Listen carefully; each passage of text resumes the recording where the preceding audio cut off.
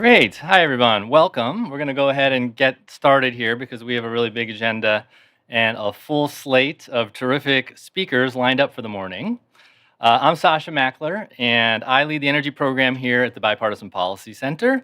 And we're really pleased to partner with Agri-Pulse and bring you this dialogue this morning on the evolving opportunities in the voluntary carbon market, and in particular, animal agriculture's role in creating a more sustainable future.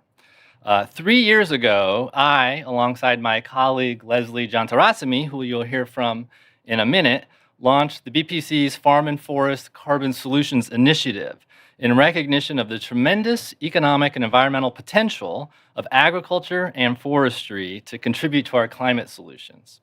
We call this natural climate solutions. And in these early days, a key thought partner in this work as we were standing up the program was Robert Bonney, who is a public servant we really appreciate greatly.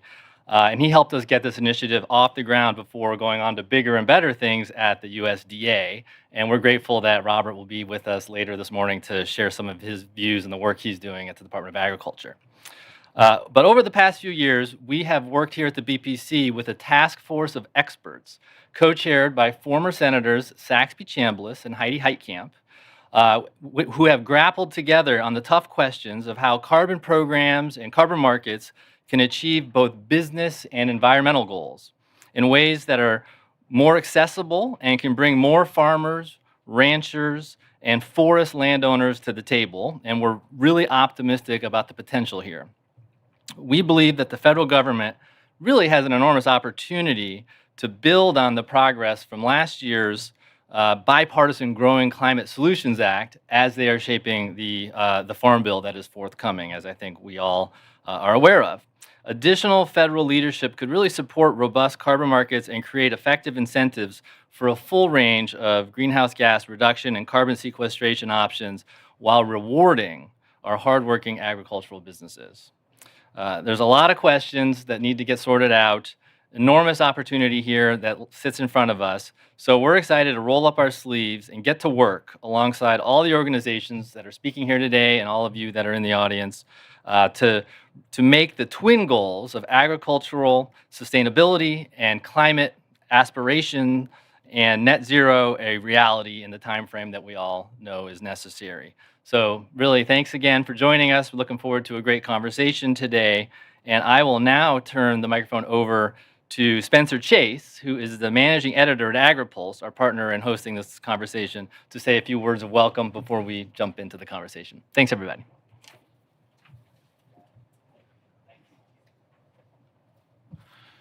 Good morning, everyone. As Sasha mentioned, my name is Spencer Chase, and I am lucky enough to be the managing editor, of the Agri-Pulse communications team here in Washington. And for those who might not be familiar with Agri-Pulse, happy to have you here for this event. We are the largest ag-specific media bureau covering foreign policy issues here in Washington, D.C. And a few years back, we also stood up a bureau in Sacramento, California, to study the issues going on out there, that particular legislature. The old expression, as California goes, so goes the country. And those who followed the Supreme Court issues earlier this year may recall maybe why exactly we decided to make that move into studying that state in particular. But here in Washington, we keep a close eye on USDA, EPA, FDA, Capitol Hill, all that fun stuff. And one of the issues that we have been seeing time and time again is a conversation around carbon, be it sequestration, be it markets, be it whatever agriculture can do to work its way into the conversation. There's been that that very obvious connection between agriculture and sustainability really since the beginning of time. And in the last few years, we're seeing it become more and more public, more and more vocal, that connection between agriculture and sustainability. And so I think to kind of frame up the conversation, what we like to do as reporters that cover agricultural policy is think back to what is the farmer thinking about this, and what is this impact going to be on the ground. And in looking at the subject of carbon markets and that the broader sales thereof, I think it was interesting. The Purdue Ag Economy Barometer is something that comes out every month, first Tuesday of the month. It's a required reading for me to see what producers are thinking on the ground. And in a recent report, they had some specific questions, not only just on how are you feeling about the farm economy, is now a good time to buy new equipment or new land, but they also broke out into asking some questions about carbon markets. And what they saw was 6% of corn and soybean growers said they have engaged in discussions with companies about receiving payments to capture carbon on their farms. 2% have signed a contract. And those that opted not to sign a contract said that half of them said it was because the payment level was too low. About 47% of those who engaged in this question said they were offered between $10 and $20 per metric ton. And so, what is the right rate? What is the right way to engage with growers? What is the right way to engage with producers of all forms? And what is the right way to engage with the private sector in determining what exactly the market is and what is the need in the private sector for these carbon markets, both in and out of agriculture? All these conversations are discussions that I'm looking forward to hearing here as these panels convene and the discussion takes place here today. So I'm going to make myself scarce and let you listen to the folks who actually came to hear. And one of those people is Leslie with the Bipartisan Policy Center.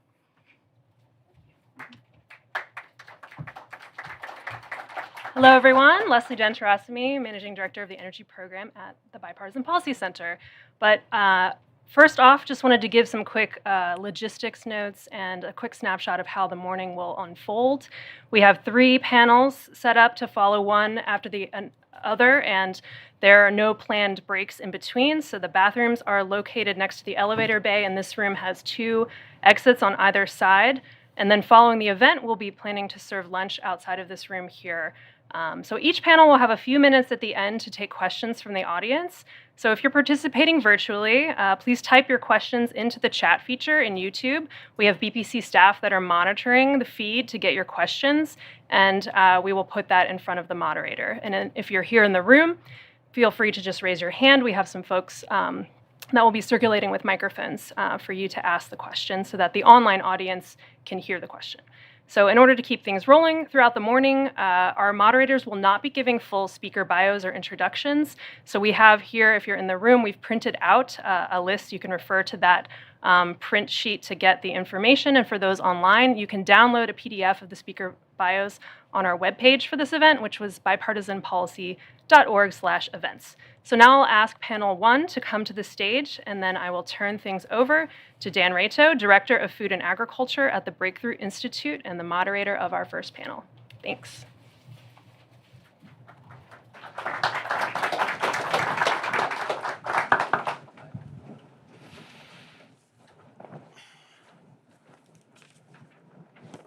Thank you, everyone, and thank you, Leslie. Thanks for having us. Agriculture is arguably the elephant in the room when it comes to climate change. In the US, agriculture accounts for some 10% of greenhouse gas emissions. And yet, while emissions from energy, industry, and some other sectors have fallen over the past 10, 20, 30 years, emissions for agriculture have largely increased. Now, one opportunity to reduce these emissions is the voluntary carbon market, in which companies purchase carbon credits generated by various mitigation projects to address their own emissions. This has the potential to drive trillions of dollars, potentially, into vital climate mitigation projects around the world, including in agriculture. However, as we'll get into, not all carbon credits are created equal. Many don't have the climate benefits that they're touted to, leading to many high-profile critiques, especially over the past year or two, of the entire enterprise of the carbon market, and even leading to a decline in some carbon credit sales. Now, this has created a bit of a crossroads in the carbon market as companies have raised their ambitions on climate and as new technologies have arisen to decarbonize agriculture, such as additives that you can give to cows to cut methane emissions, which we'll get into. This crossroads, perhaps we can describe in one way. On the one hand, there's this question of whether the carbon market can be redeemed. whether it's inherently flawed. On the other, whether it can be improved to become a significant source of mitigation in agriculture. So to get into this question, and I'm sure to resolve it once and for all, right, we have a fantastic panel of experts here. On my left immediately is Michael Bocadoro, Executive Director of Dairy Cares. The center is Thomas Bocadoro, Head of Business Development and Partnerships at SustainCert. On the end is Susie Friedman, Senior Director of Food Policy at World Wildlife Fund. As Leslie said, full bios are available in the materials, so we'll dive right in with you, Thomas. Can you tell us what you see as the role of the voluntary carbon market generally in decarbonizing agriculture? Yeah, thanks, Dan. I think it's a big question. I like to refer to it as kind of the $250 billion question, which is the carbon market going to go from $2 billion to $250 billion by the end of 2050? And I think that, as you outlined, there's a couple of sort of key elements of whether we're going to see that occur by 2050. Right now, you have two sort of things that are evolving in the space. One is, the question on the credibility of some very specific project types. So I also want to be clear that, a lot of the sort of questions around carbon markets and quantification are coming from some very specific project types in the market. So it's not necessarily an entirely across the market question, right? The other is that you do have an evolving sort of corporate decarbonization strategy framework that is also influencing how companies are thinking about using carbon offsets and what they're going to use them for. So just to address, I think, the first part of that, carbon markets have been a tool where companies can invest into projects to reduce emissions. A carbon offset represents 1 ton of emissions. Companies were looking at that as a tool to claim carbon neutrality so that they could go to the market, purchase an offset, and purchase enough of them that were equivalent to their emissions in a specific year and claim carbon neutrality, right? In the last couple of years, that's been deemed an inefficient or insufficient, I will say, decarbonization strategy for a company to take on if that's only what they're going to focus on, right? They also need to reduce their own emissions and focus on how they're going to change their business fundamentally to get to what's called, a science-based target now, which is how does a company align with a 1.5 degree world into the future? What are the emissions that they're going to be allowed to emit if we're going to achieve a 1.5 or a 2 degree world? And then there's also this journey of net zero, which is there will be some residual emissions, which then you'll need to compensate for. And so the evolving space is really how are carbon offsets going to play in that framework, which is along that path, companies can potentially compensate on their way towards the decarbonization that they need to implement. And then once they've achieved that significant reduction, they can use carbon markets also to compensate towards a net zero strategy. With that sort of evolving framework, agriculture has a very significant potential role to play. There are questions around the types of projects in terms of reductions versus removals and how those will be influenced. So there is more pressure to generate removals in the carbon market these days. For agriculture itself, I think it has not been a huge source of carbon credits in the past, historically. There's a number of reasons for that, which we'll get into. But you can think about it in terms of, also the popularity of agricultural carbon credits. There's some real reasons that we haven't gotten there, including sort of science, measurement capability, the efficiency and the cost of implementing some of those projects to actually have strong, rigorous monitoring and reporting. But on the flip side of that, if you look at it from the buyer side, agricultural credits are actually very popular in the market. Even though they are a small portion of the market thus far, it is growing, and we are seeing that those, the projects I know, the credits sell out quite quickly. There's a personal side to that companies like to see the people they're investing in, and agriculture provides them sort of a real direct, connection to a story, and we're seeing popularity of those credits in the market. Great, thank you, Thomas. Yeah. So I mentioned earlier, of course, and you brought up as well some of the, I guess, challenges that have arisen in some parts of the carbon market. I think you were alluding to largely forest management projects, but some other ones as well that have kind of raised issues and concerns. I'm curious, Susie, World Wildlife Fund has long been a thought leader in the generation of carbon credits and in how they're used, issuing various reports, which I encourage everyone to look up, about how corporations can best incorporate offsets, for instance, into their decarbonization strategies. I'm curious from your perspective, what you see as some of the biggest concerns right now for you about how credits are either generated or how they're used, especially in the agricultural space. Well, I think it's not new. I think there are a number of really key components of what makes a quality credit.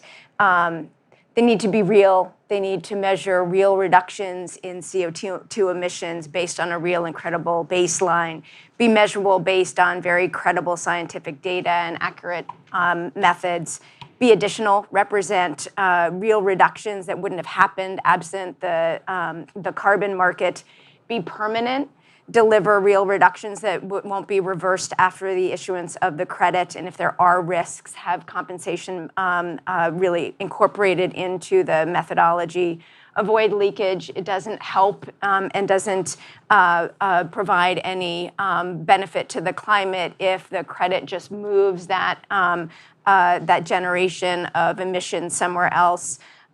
We have really good methods for reporting and monitoring and verifying and comply with social and environmental safeguards. And the biggest concerns and ways to address those really revolve around quantification, data, and very good measurement, verification, and monitoring. And so having really rigorous standards for that data and measurement and verification and high quality standards are really the best ways to address and provide trust in the quality of those of the credits, and very good transparency into how that data is being collected, and the transparency into how the standards were developed, I think, is really the best way to drive trust and ensure the quality of the credits. Okay, thank you. Now, one reason that we're here today is to talk about the incorporation of new livestock mitigation efforts into the carbon markets. And Michael, in your work in California with dairy cares, you're working with many dairies to help them incorporate new technologies to reduce their emissions. Could you tell us a little bit about what some of those emerging technologies are and their potential to reduce emissions? Sure. In California, we're operating under a little different framework. We're sort of on the front lines. The state hasn't set a goal for livestock methane reductions. They've set a mandate for livestock methane reductions of 40%. And we've made tremendous progress since 2016 on the manure side of the livestock sector. It's a big issue. Livestock together, between dairy and beef cattle primarily, accounts for 55% of all methane in California. And so achieving a 40% reduction is very significant when you're looking at short-lived climate pollutants. So we've undertaken a number of practices on the manure side, from digesters to what we call our alternative manure management practices, solid separators, converting from flush systems to vacuum or scrape systems. And tremendous progress, probably now approaching about 3 million metric tons of reductions from the projects that have been implemented to date. And we've got 3 million more to go to be able to achieve our share of the livestock reductions, a little more than that. So enteric has become a really, really important focus for us, because the state's not looking for just reductions on the manure side. They're looking for reductions overall in the livestock sector. So we're going to have to tackle enteric, and so we're very Tell us what enteric is. Sorry, yes. So enteric is the front end of the cow. We like to think about enteric emissions as the cow burps that come from the natural digestion process. When I do these conversations, I talk about the back end, the manure side, and the front end. And in California, they're roughly equal in the dairy sector, but the cow burps is a real challenge. And globally, the enteric emissions are far more important than the back end of the cow, because we tend to see enteric emissions primarily from beef cattle being primarily the methane emissions we have in the livestock sector. So we're anxious to find solutions on the enteric side. Feed additives obviously are part of that, and so we're anxious to really start to focus. The nice part is we've got some of the brightest minds in the world working on enteric solutions. Every day I get an email about somebody else who's looking at a new way to approach enteric, everything from genetics to the feed additives. So it's an evolving area. The nice part is it'll be quick to implement once we find solutions in most cases. It's easy for us to add something to the ration that a cow already eats, particularly in the dairy setting or in the beef feedlot setting. So yeah, there's a lot to do, a lot to accomplish, but we're well on our way to achieving 40% reduction in California, and if we can do it, I think others can follow the lead. So at Breakthrough, we've looked a lot into feed additives, and I think many people here perhaps have heard a little bit about them. Things like compounds or feeds derived from seaweed, or in some cases, more kind of purpose-developed drugs or additives or supplements that can be given to cows to reduce these enteric emissions from the front end. I'm curious, though, can you tell us a little bit about how these are starting to be incorporated into the carbon market, if at all? Can producers get carbon credits or generate them? Yeah, there are already several voluntary protocols out there for generating credits. Vera 2.0 is one of those, and that's a really important opportunity for farmers. There already is some monetization of credits for farmers who are feeding aglin it's an essential oil that can be added into feed that does reduce methane a little less than 10% on the enteric side, and some farmers are already generating credits from that program. So we're anxious to move forward to get more integrity into that marketplace, and we have several steps underway to help accomplish that in California. Okay. Susie, you described what integrity means, or what a good credit means earlier. It has to be permanent, additional, all of these criteria. So far, the way you're seeing these projects and credits and technologies roll out, how do they match with these criteria? Do they solve some of these issues or address some of these issues of permanence or additionality? I think there are some really great opportunities for enteric emissions in the carbon market. I think one thing that is really important to keep in mind from the start is not to look at the carbon market as the only option for driving progress with enteric emissions. That we should really be investing in and pursuing all opportunities with enteric emissions and looking for the variety of solutions. And sometimes that will be the carbon market, and sometimes it won't. And don't try to drive everything just through the carbon market, because that will just limit our ability to really pursue what we can do with enteric emissions and also compromise the carbon market itself. So don't try to fit everything into the carbon market. There's also other incentive programs, other options with technical assistance. So let's look at the full range of ways to advance progress on enteric emissions. But with the carbon market, I do think that there are opportunities with the carbon market. I think the things to really keep in mind to make sure that where that is the appropriate pathway on enteric emissions, make sure that we have really good MMRV or collecting really good data. I think one of the real advantages here is on that permanence piece, is that when you're implementing the solution, you have permanence on your side, because when you're doing the feed management, when you're using the additives, those reductions are permanent. You're not continuing to store the enteric in the cow's stomach. You need to continue to maintain the management so that they continue going forward. But even if the management stops, you don't have stored enteric that is then going to get released because you stop the management. So that's an advantage there. But need the really good data collection, good MMRV, make sure we have the good standards that go along with it. So I do think it's a good opportunity. But again, make sure that we're pursuing enteric emissions with a range of options. And for some dairy operations and other operations, the carbon market won't be the best option to make progress on enteric. And so we just need to keep those options open and pursue the right one. So what are some of those other options? So I think we want to look to grow opportunities through NRCS incentive programs, make sure that they're offering a good package in terms of incentive programs, look at what state-based programs can offer, make sure there's good technical assistance available, more options beyond that as well, but just make sure that carbon market isn't the only option that we're looking for, because sometimes that won't be the right option. Right, okay. And you mentioned the importance of measurement, monitoring, reporting, and verification. I'm curious to hear from Thomas, Michael, as well as you, Susie, what does good MMRV, as it's often shortened to, what does that look like when it comes to enteric methane emissions?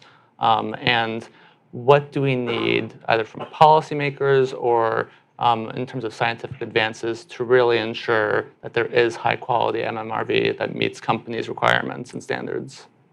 Yeah, sure. I'm happy to take this one. On the question of does it meet the criteria of carbon credits, I think another big one to think about, just going back to the last question, is additionality, which is, the project needs support and financing in order to make it happen. It needs to go beyond business as usual. And that's the sort of compensation measure that you're given, right, when you make a claim from a carbon offset. So that is much more clear cut in a conversation around, did you implement this feed additive, rather than, would a forest still exist if I protected it? Right, and those are two very different questions, and the latter one is much harder to answer than the question around feed additives, right? So I think it is a sort of, a good fit with additionality, right? The other question of MRV, right? In the voluntary carbon market, it is a voluntary space. There are standards that exist. There are 4 sort of major ones. There's VERA, the Climate Action Reserve, American Carbon Registry, and the Gold Standard. Those sort of dominate the market. They do have very well-established processes for establishing those standards, and also looking at specific methodologies and approving them for specific project types. I can't necessarily speak to what is good monitoring for an enteric fermentation project, but I think that's you need the science to really understand the actual impact of the feed additive. You need to be able to measure in place with a certain representative sample that that's actually occurring. You need to know that it was applied and given to the cows, right? This can be a rigorous process, and when you ask for all of this from a farmer, it becomes this question of the buyer saying, we need more rigorous MRV, and then the question is, what is the sort of cost and time balance to make sure that we're getting to the right place, to make sure that that's an appropriate amount to give us high confidence that that's occurred, but not, too over the top in terms to make it completely, unviable from a financial perspective as well. When we're looking at MRV systems, a lot of that is still very manual. That goes through a process of being reviewed by ISO accredited auditors that are independent from the standards. They go and on-site, look at those projects. A lot of that is through significant documentation. And Sustain Cert, the company I work for, we are one of those auditors. We go on-site, we look at the projects, we review them and provide feedback on, if they've met the standards, do they have the monitoring and reporting that's required. We know that this is a process that needs to be sped up to scale the market. We also are leaning into technology and digital tools to make that sort of better, faster, and cheaper in ways that we can.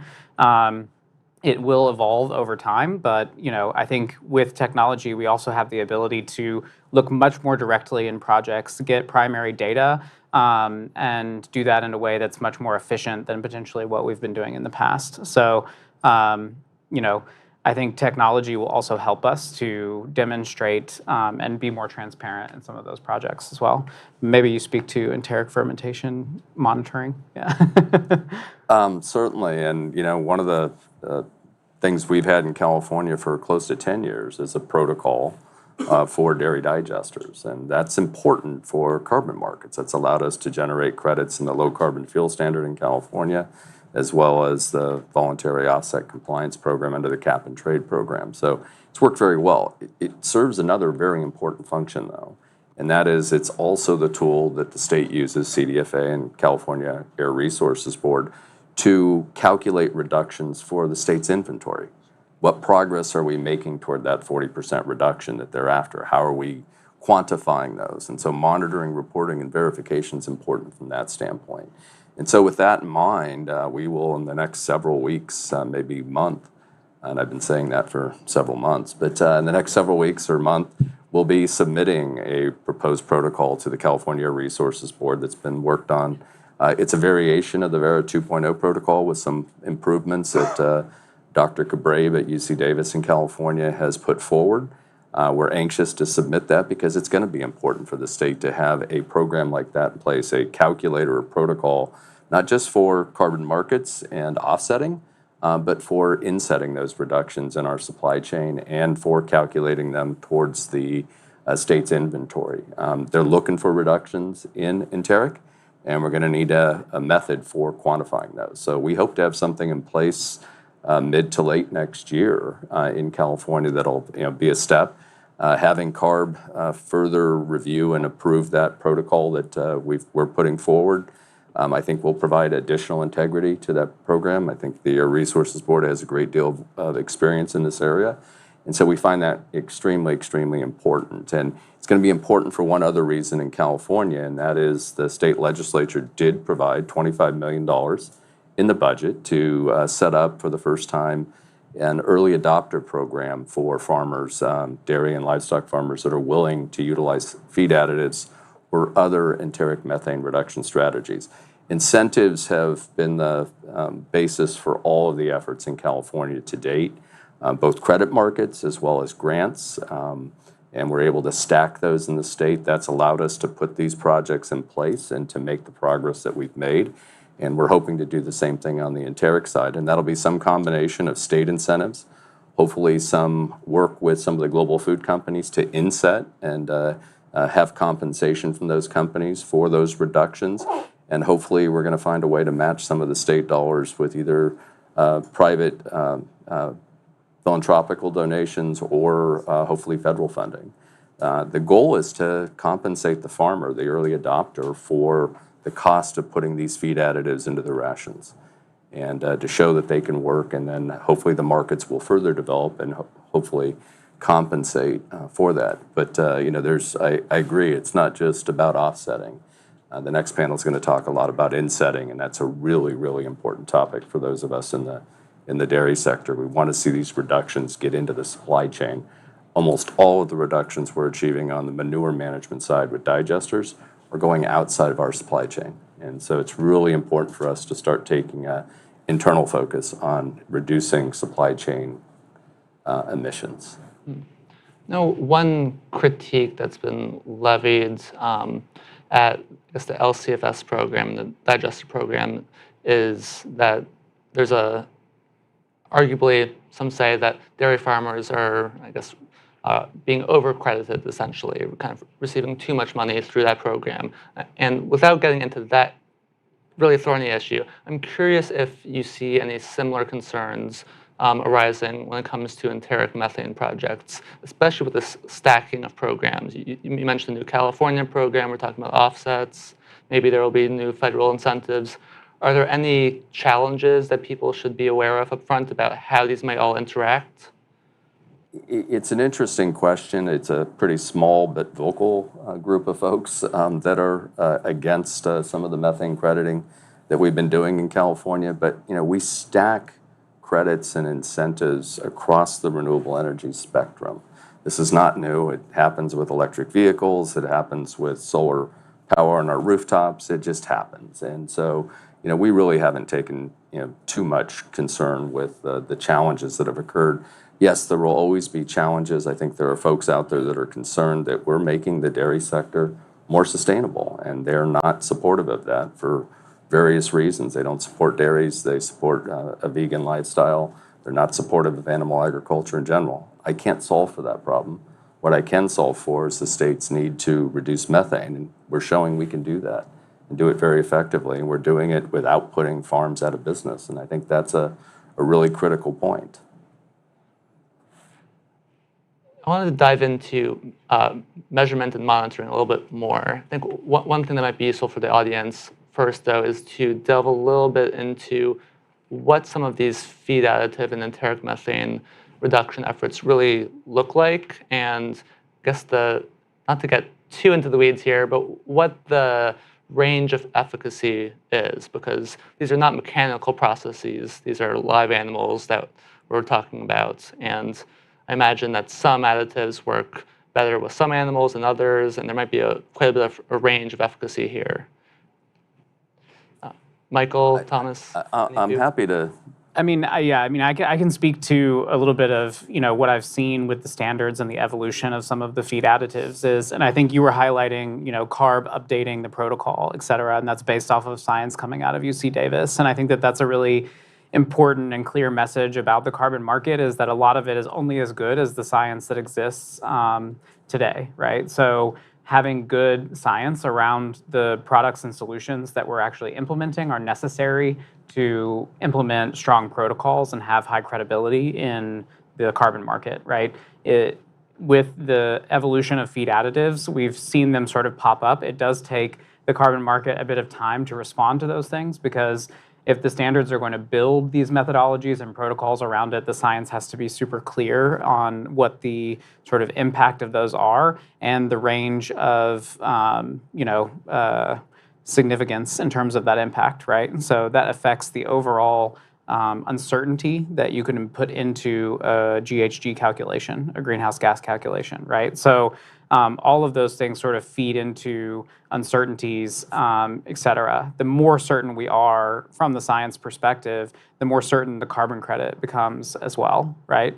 And then you build into that, what are the checkpoints that you need to actually say that this occurred on the ground, was real, and that you can measure it, right? And I think from enteric methods, what are the type of things that you guys are reporting in those methodologies? Yeah. Yeah, and just to add a little bit to that, on the dairy digester side, for example, it's very easy to monitor, report, and verify. We know exactly how much biogas is being captured at the dairy farm because we're metering that. We know exactly how much methane is being produced and injected into a pipeline because we're metering that, and so is the gas company.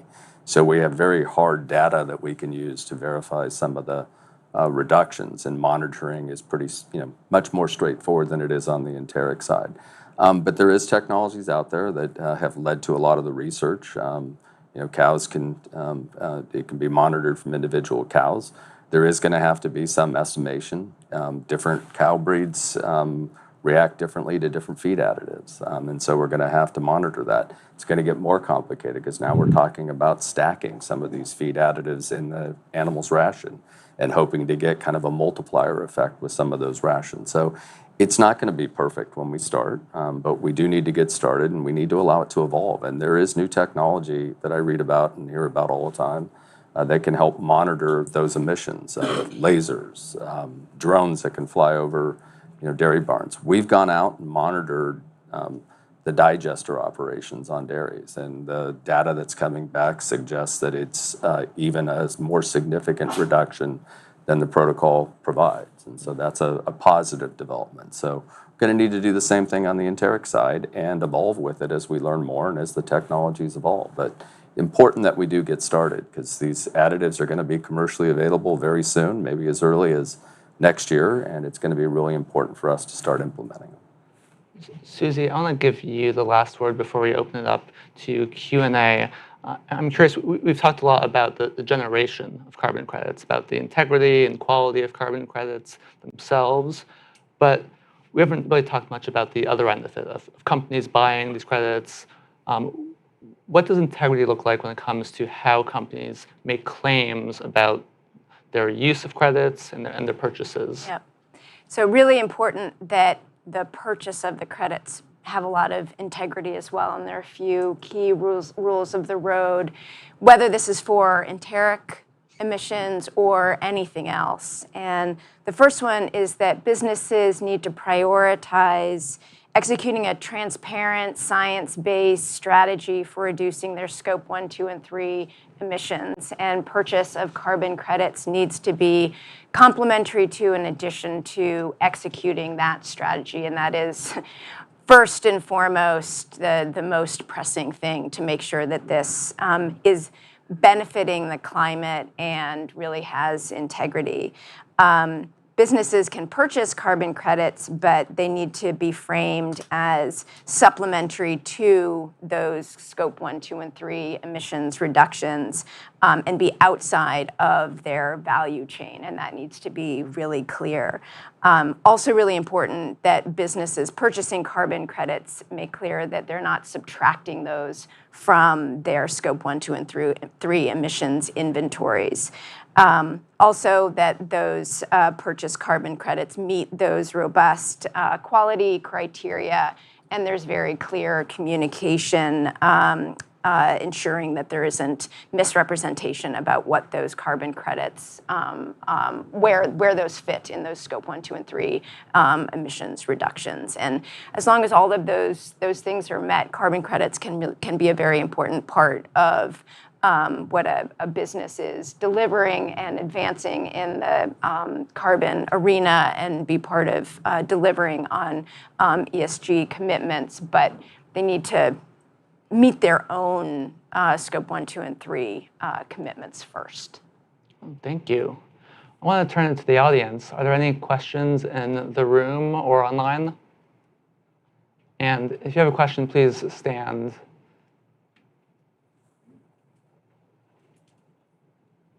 Over here. Hi, Janet Peace, A New Climate. Wondering what you think of the Integrity Council for the Voluntary Carbon Market and their benchmark for environmental quality. Thomas? Yeah, so the Integrity Council for the Voluntary Carbon Market has been a sort of international effort amongst civil society, the private sector, and governments around what is the role of the voluntary carbon market and what does quality look like. They've set forward some core carbon principles that essentially could be used to evaluate the voluntary standards. So essentially kind of trying to establish a baseline of environmental integrity across all of the voluntary standards. You know, if you're thinking about price and quality, it could become a race to the bottom in voluntary markets if someone just comes out with a lesser standard and says it's just as good as somebody else's credit, right? So what the ICVCM is trying to do is establish, this is what quality looks like. They've done that for the standards and across the board, and now they're actually going methodology by methodology within some of those standards to actually review the strength of them against those core carbon principles. And the standards like Vera and Gold Standard are aligning with and will sort of be evaluated against those core carbon principles as well. So, verification, all of those things, part of what's required in the core carbon principles. If you are interested in what that looks like in an international consensus-based process, the core carbon principles are a good place to start to understand what people are thinking about when it comes to quality in the voluntary carbon market. The other one to mention is the VCMI, same letters in a different order. The voluntary carbon market, I'm forgetting what the name of it is, initiative. So that one is really focused on the buyer side. What does it mean to make a claim? How should you talk about it externally as a corporation? And what are best practice guidelines for buyers in the market? And that's similarly to the ICVCM, a very broad stakeholder engaged process that's looking at, where is it appropriate for companies to use this in their corporate decarbonization strategy? Yeah. Did you want to add anything, Susie? I think you covered it. Yeah, sorry. No, you're good. Up here in the front. Hi, I'm Harry Huntley with the Environmental Policy Innovation Center. You guys have talked a little bit about some USDA programs, and obviously there's a lot of USDA climate money floating around right now. So I was wondering if you could just talk a little bit more about the interplay between these voluntary programs and the carbon market. Are there things the programs could learn from the market? Are there ways USDA programs could be doing more to support the carbon market? How do those two work together? Do you want to take this one, Susie?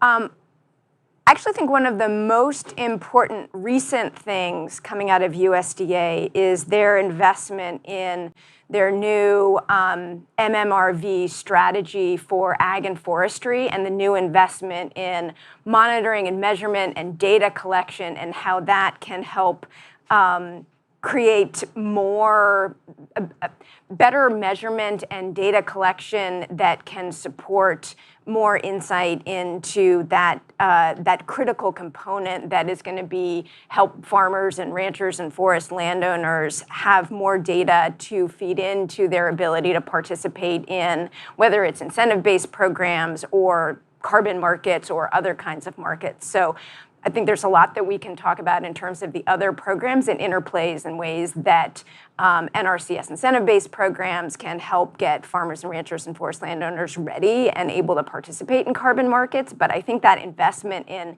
data and measurement and monitoring is actually the biggest thing for the interplay between what USDA is doing in the carbon market right now. Yeah. Go ahead. I was going to say, I would just add that, we're a big fan of matching dollars, and the state dollars that have been invested in California now are roughly approaching about $700 million that they've invested on the manure management side.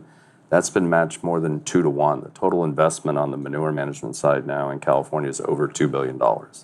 And that other equity has come in from the investment community and from the farmers themselves. And we're looking to do the same thing on the enteric side, which is to match some state dollars, hopefully with some private or federal dollars, as well as investment by some of the global food companies who are anxious to get these reductions in their supply chain. So, that's I went on record as being very supportive of stacking, and that's the kind of front end and back end stacking that I think is going to be really important as we try to make this happen in the short term. If we think about scale as well, I think what Susie's talking about in terms of USDA programming, having sort of standards for what they're looking for in those measurements. I mean, if you take soil organic carbon programs, depth, size, frequency, all of those things are very different based on the program that's being implemented, and that impacts our ability to have comparable science across the entire country as well. So more standardization of that across the programming and requirements, I think, would support a lot more sort of science and a better understanding of what we're achieving in those programs across the board. It's a balance though with flexibility, because a lot of those programs need flexibility too, right? Yeah. I think we have time for one more question. John Hickson, Yum Brands.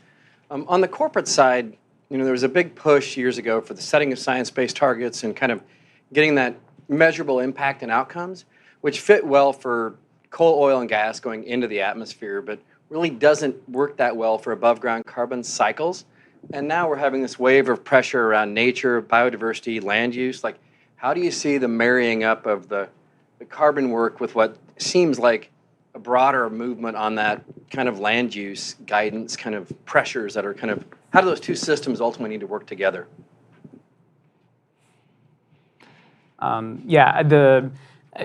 FLAG is new guidance, forest land use guidance as well, that's come out that includes land use change. You also have the science-based targets for nature that's evolving, right? So I would say there definitely are more sort of increased pressures. Carbon markets have always addressed sort of co-benefits as a part of the projects and the process. So looking at what are the impacts on biodiversity and nature, et cetera. I do think land use change is probably a very, very difficult one to incentivize as well, and create positive incentives there. The carbon market thus far, especially if you look in places where there is high deforestation, et cetera, the prices in the market aren't sufficient to sort of play a role in preventing that deforestation from happening. So, that's where it becomes this question of, price and value, and are there additional things that we can bring into the carbon market to demonstrate impact on biodiversity, nature, water, that amplifies the overall sort of impact and stacks some of those benefits like we're talking about, right? To make sure that that's a good investment. I do think right now it is there's a lot of frameworks that are coming out, right? It is a challenge. Making sure that those work together is something that I think everyone is focused on. It is very difficult in the context of different sectors. And I think for agriculture, being a nature-based sector, it's one of the more complex ones you can do. In the carbon market, people come to us and say, hey, I want to do a soil organic carbon project. And we say, okay, you're about to embark on the most complex carbon offset project there is, to date. And that's something that companies are being asked to report on an annual basis, right? So, it is complicated. I think there is some definite synergy, but there are always trade-offs when it comes to sustainability as well. Something that may be good for carbon may not be good for water, or vice versa. So, those are real challenges that still remain, I think. Well, thank you. The one quick thing I'd love to just add into that, that I think is a real win-win-win, is the opportunity to keep grasslands intact. Real, very significant carbon benefits, also benefits for biodiversity, for water, and is often overlooked. So I'll just flag that one as well. That's a great point. Well, let's give a round of applause to our great panelists. Thank you.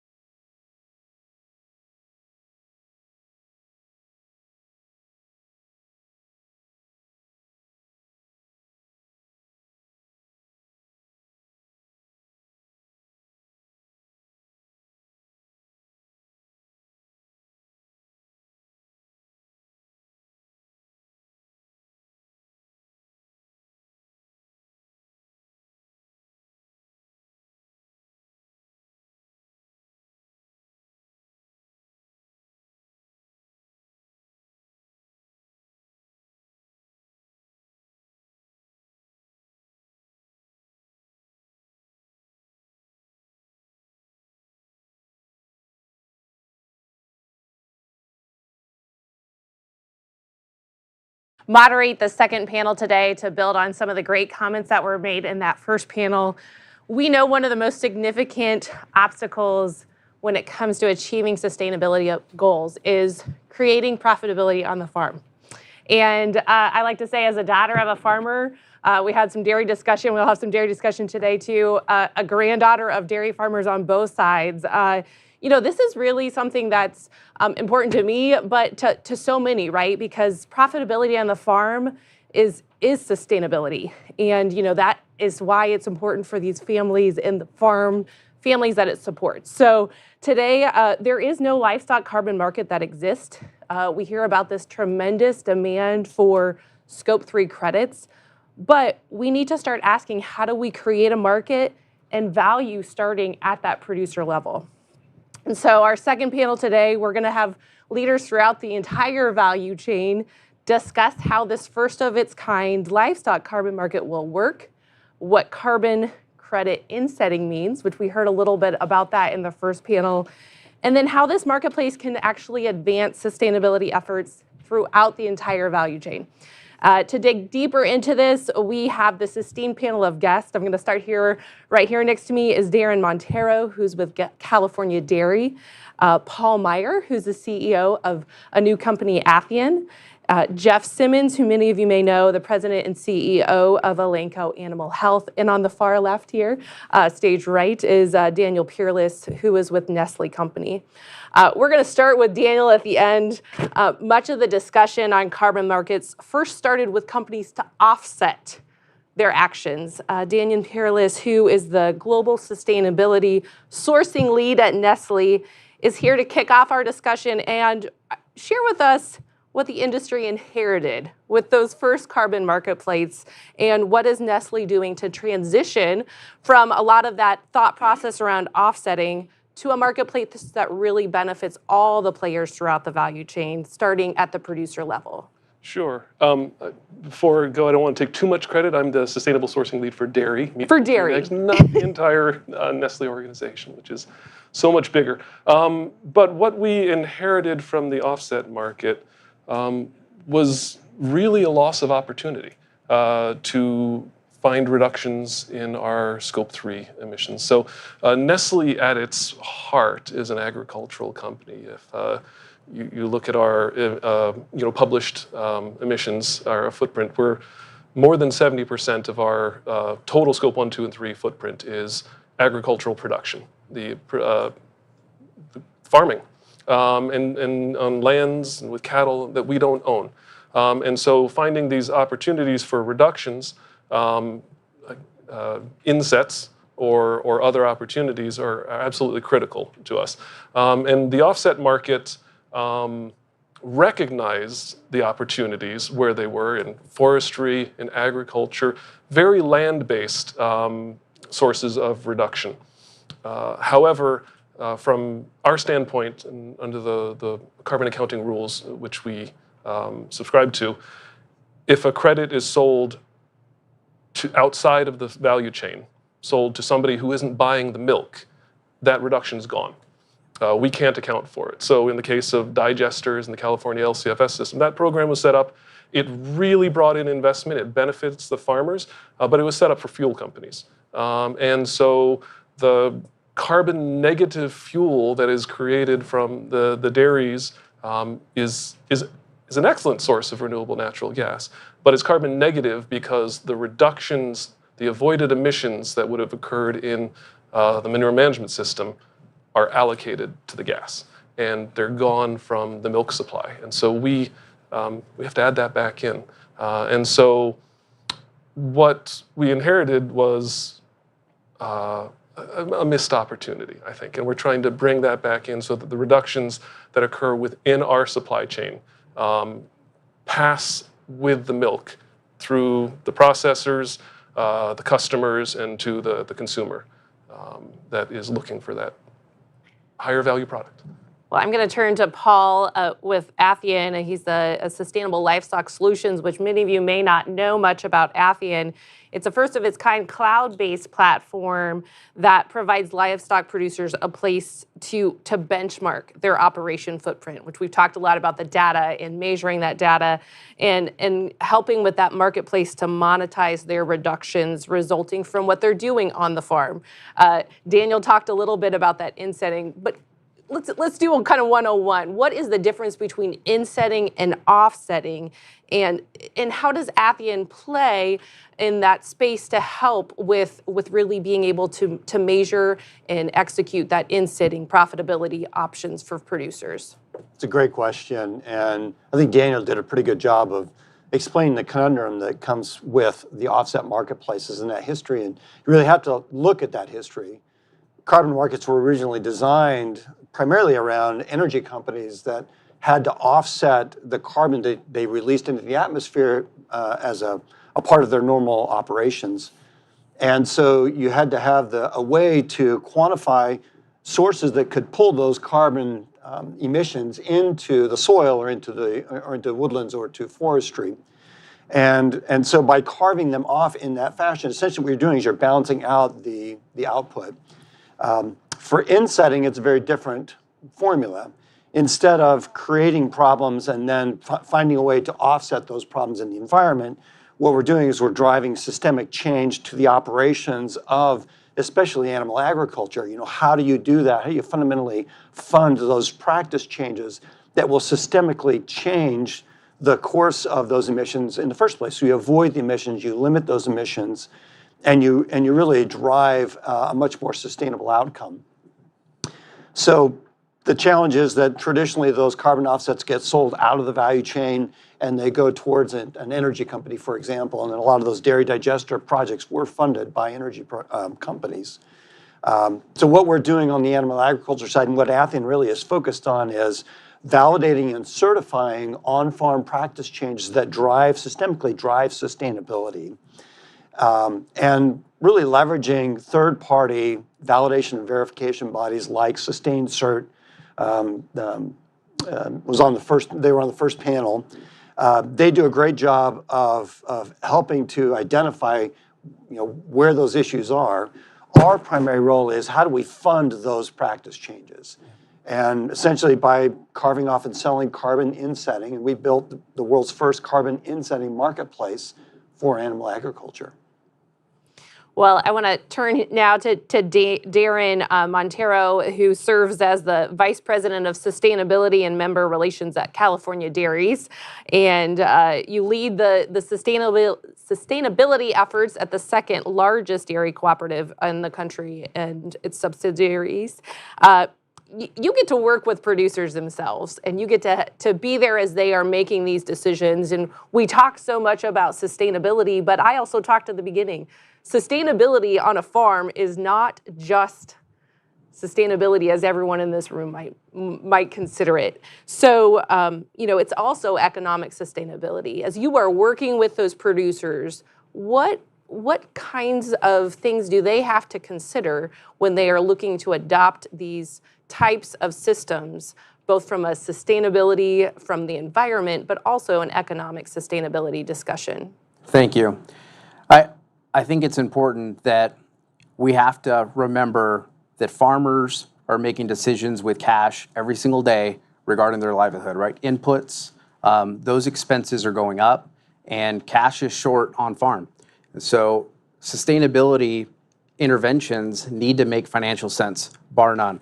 It starts with our CEO, Brad Anderson. He's made comments publicly around the fact that if it's not financially viable on farm, it's not on the table. And that's important. As those considerations for cash are taking place, there's also different ways to measure return on investment. And those measurements could take place in kind of a few different buckets. The first one, financial. The second one, is there some regulatory compliance? Is there some additional benefit from the intervention? Is there air quality benefits, water quality benefits? And those kind of benefits could be the benefits that keep you in business, especially in a state like California. And the third is there some additional benefits when it comes to interventions like enteric, where there's increase in weight gain, increase in milk production. And so those efficiency benefits also move the needle quite a bit. But if it's not financially viable, it's not on the table. And I think that's important. I'm going to turn to Jeff Simmons, who's the CEO of Elanco Animal Health, and obviously a leader in the livestock industry, working to provide producers and veterinarians and stakeholders throughout that chain key products and services that can prevent and treat challenges. I love you. I've known you for a lot of years, and we've heard a little bit about how this marketplace started with maybe not the right goal, right? And, we also talked about the unique opportunities that Athian brings. But the whole chain now, how does Elanco provide some innovative tools like feed additives to improve that sustainability footprint? Yeah, thanks, Jackie. I've been to Washington a lot over the years, and we've talked about things from antibiotics to One Health to many things. And I would just say, I don't think there's ever been probably anything bigger in animal agriculture than what's here today. We are not years away, we're months away from, you opened up and said it, I think the very first livestock carbon market.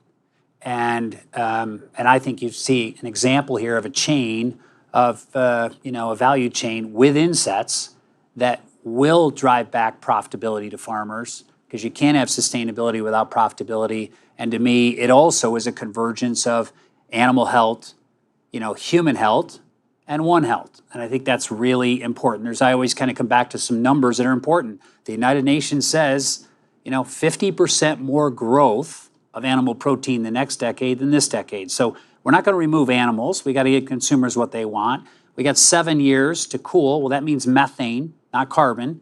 It's just so much more potent, and I think it's an opportunity. And look, we still have a nation, back to the human health. I came from a human health company. 60% of the people aren't getting enough. We see this, GLP and all this new technology on the human side where diabetes is converging with obesity because it's a problem. We're probably a bigger solution to that. And that's why animal protein is the hottest product probably out there. So I think starting with some of those realities. Now, how is this going to happen?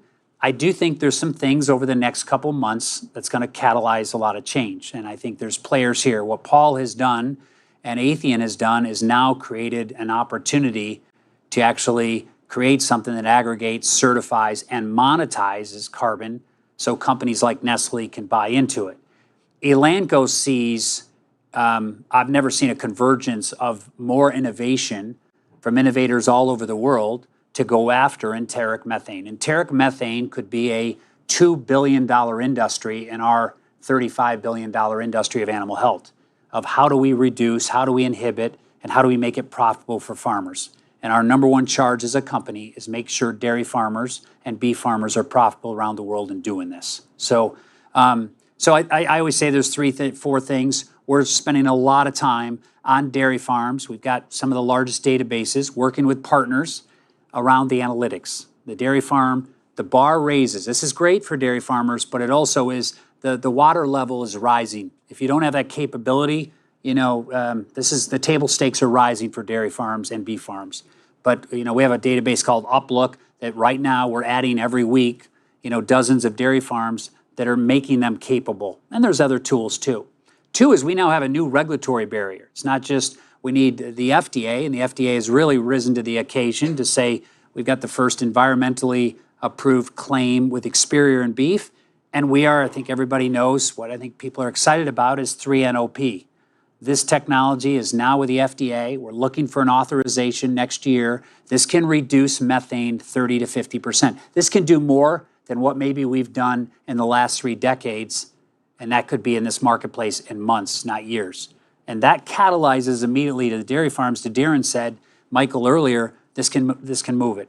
But we also need to the integrity has to stay high, so we need that third-party protocol approved. And then that allows Paul's organization to start to offer carbon to people like Nestle. So this chain is coming together. Technologies are in the pipeline, and it's created an innovation revolution from New Zealand to California on opportunities, which we're excited as a company to do. So we got products we're already using now, feed additives. We're looking at getting protocols to this new technology, 3-NOP, that we're really excited about to bring to the market. I want to kind of open up kind of a dual question to building on that. And you all talked, we started the discussion about sustainability. Sustainability has a bit of a buzzword to it, right? But it also is different, but it's driving the business decisions. So I'm going to turn to Daniel and you, Jeff, each of you. Talk about how sustainability impacts your business decisions and what's driving your decisions when it comes to how do you effectively execute your sustainability goals. Sure, I'll go. So I'm very much upstream focused. I look towards the suppliers and the farms, so I'll talk about that rather than the overall Nestle strategy, which is much bigger than me. But how it's driving our decision, it is becoming as important as cost.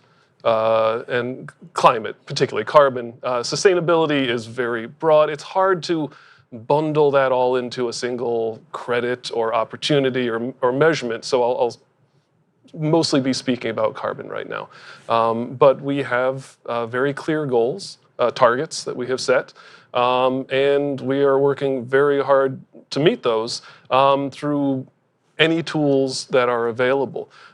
Without a carbon inset market, we spend a lot of time trying to find opportunities to connect to farmers who aren't connected to us directly otherwise. They are in our supply chain, but I don't know who they are and talk to them. I talk to a lot of people like Darren looking for those opportunities. And I think that a market for inset credits isn't mandatory, but I think it's going on a case-by-case basis.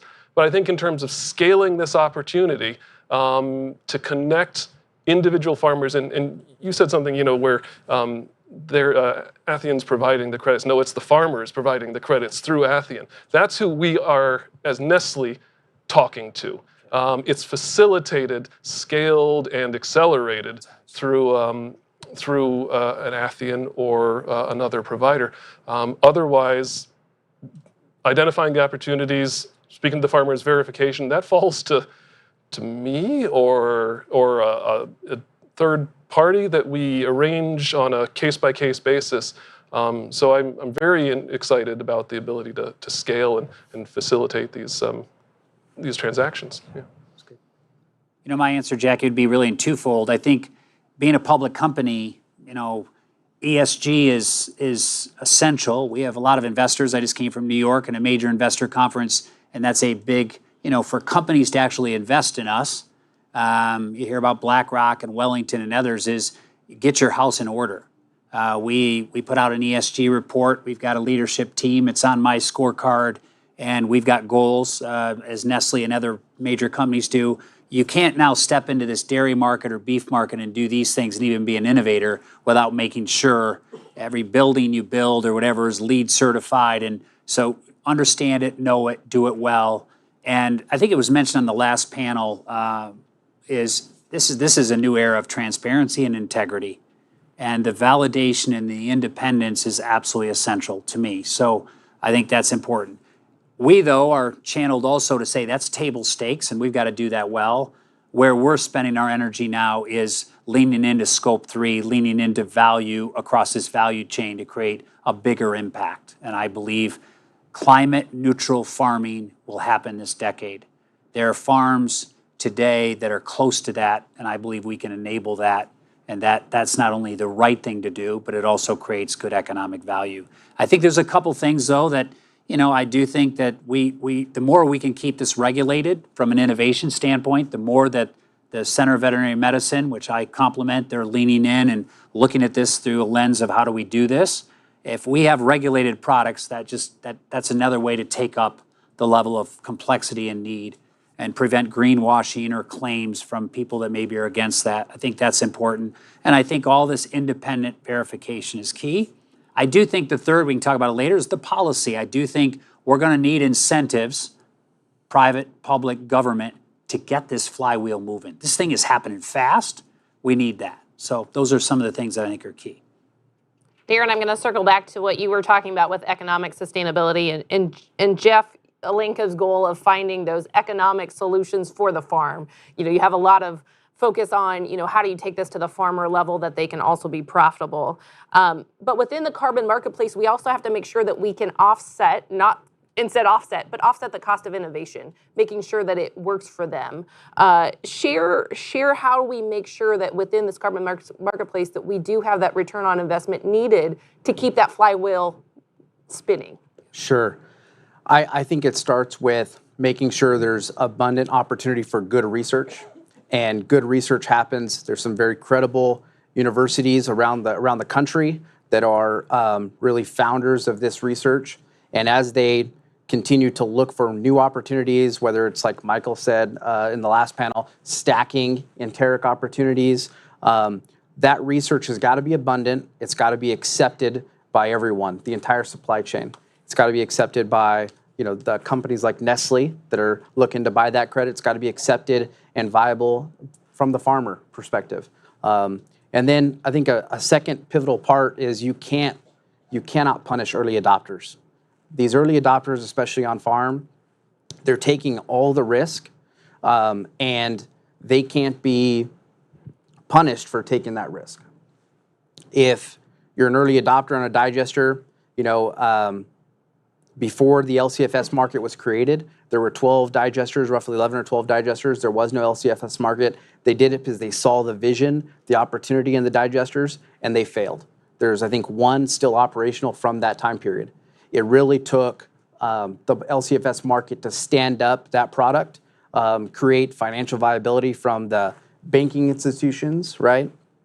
And as soon as that stood up, now you have 80 to almost 100 in development, in some stage of development. So you cannot punish early adopters. That's pivotal, especially from the farm side. And those early adopters need to be probably overcompensated a little bit, because there's going to be some errors, there's going to be some improvements that need to be made, and that's got to be factored in.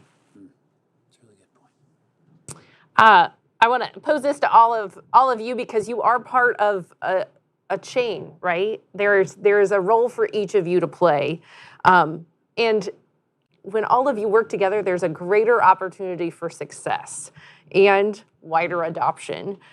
What do you see as the short-term and long-term opportunities in this livestock carbon marketplace? And how do you see these partnerships that you all have with each other, but also others, to help expand the success of the livestock carbon marketplace? If I might jump in. Yes, please. I think you have to keep in mind the long-term goal here, which is to move the needle on climate change. And for animal agriculture to really make that contribution, it's an incredibly diverse set of producers that make up that entire value chain. There are literally hundreds of thousands of farmers that play a role in that supply chain. And so you've got to have solutions that work for them economically, but more importantly, that scale down to even the small producers. It's not enough to solve this problem with the large producers, and I think that's why it requires, no single company is going to solve this problem on its own. It really requires each step in the value chain to play their part. And there's a role for the Nestle's of the world to help fund these through carbon insets. There's a role for government to play to stack the incentives. And if you think about those early adopters that Darren alluded to on the dairy digester side, there's been this huge influx of capital into the dairy digester market that has been the result of that early investment. And now you've got private enterprise coming in and actually funding those projects on an ongoing basis. It's a huge success story in the state of California that really could be duplicated throughout the country if we can align those incentives throughout the supply chain. Anybody else want to jump in on that? I'll just add that on the short term, I think that the supply chain has to accept that not everything is going to be buttoned up tight, right? Regulations are kind of always changing, they're always evolving. I think the initial set of regulations really set the parameters around petroleum, and those rules don't necessarily correlate directly with agriculture. So as we try to change some of those rules and regulations, accept that it's not going to be perfect. And then in the long term, I think the entire supply chain needs to step up, right? And that includes consumers, right? If consumers want and expect a low carbon food supply, they need to pay for it. And that includes, from the dairy farm to the consumer, everyone has to be involved and everyone has to play a part. I would say too, Jackie, if for any major change to happen in history, the why has to be right. And I think Daniel said it well. This is about, everyone's going to be talking the next year about the 1.5 degrees Celsius at COP and the Paris Accord, is how do we keep that down? We can be in the top 10 list, if not the top 5, of an impact on that. That's why we want to do this. This is making a better world. So that's number one. That's I think the environmental health. And, agriculture has fought for a long time to say, hey, we want to be relevant. We're relevant. When you're relevant, you got to be responsible as well. I think the second thing is, look, if you look at the consumer data, even though our protein continues to grow, this next generation under 30, the number one reason that they are not consuming is not nutrition, it's the impact on the environment. We see surveys, 25 to 40% of consumers under 25 won't consume because of this. We've got to bring this along. So I think doing this in a responsible way, we're relevant, why we're doing it, we're making a better world from a climate, we got to step up. And right now we've been on defense. I think over the next year, especially American animal agriculture can go on offense. You want to add something in there too, Daniel? Yeah, this is a short and long-term benefit, but we are finally talking about aligning the carbon activity with the primary production. The reason that activity has happened, which is in the cases that we're talking about, is milk production. And instead of disaggregating them, sending one value stream one direction and the other one another direction, we quantify, we creditize, we sell the carbon, but it's going to the dairy customer. And that's building the value or the stability of the farming activity over time. It makes the milk more valuable, a better product. A better product in terms of the carbon accounting. Instead of, it's not that they've changed anything necessarily, but they are getting full credit for it in what's being sold as a material good as well as the carbon value.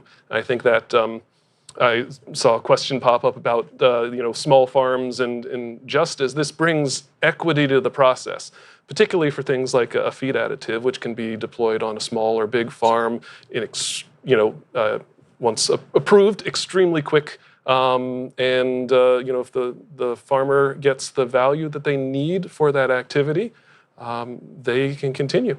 That's what I see. Well, we are starting to get some online questions to come in, but we do want to open it up to those here in the room as well. So yeah, raise your hand, stand up, and somebody with a mic will come find you. There was a question here. Daniel talked about a little bit on how incenting benefits or supports those small family farms in particular and in EJ communities. Anyone else want to add to what Daniel said about how this can benefit small family farmers and not just large companies or large producers? I would say on the innovation side, things that we will offer will be very size agnostic. I mean, there's not going to be any determination between I think it can actually create another income stream and actually make smaller farms even more sustainable with adoption. And sometimes the smaller farms can be some of the early adopters as well because they're more able to do that. I'll add that some of the early interventions that happened, especially on the manure side, happened with large-scale farms because it made financial sense. The infrastructure is expensive. The more cows you can spread that over, the more financial sense it made, right? Now interventions are really focused on some small farms, and the enteric benefits can be attributed regardless of farm size, and I think that's an amazing aspect of the enteric side. And that's a big piece of what we're working to build for those small farms. We're essentially automating a lot of these processes that were once only available to the large players.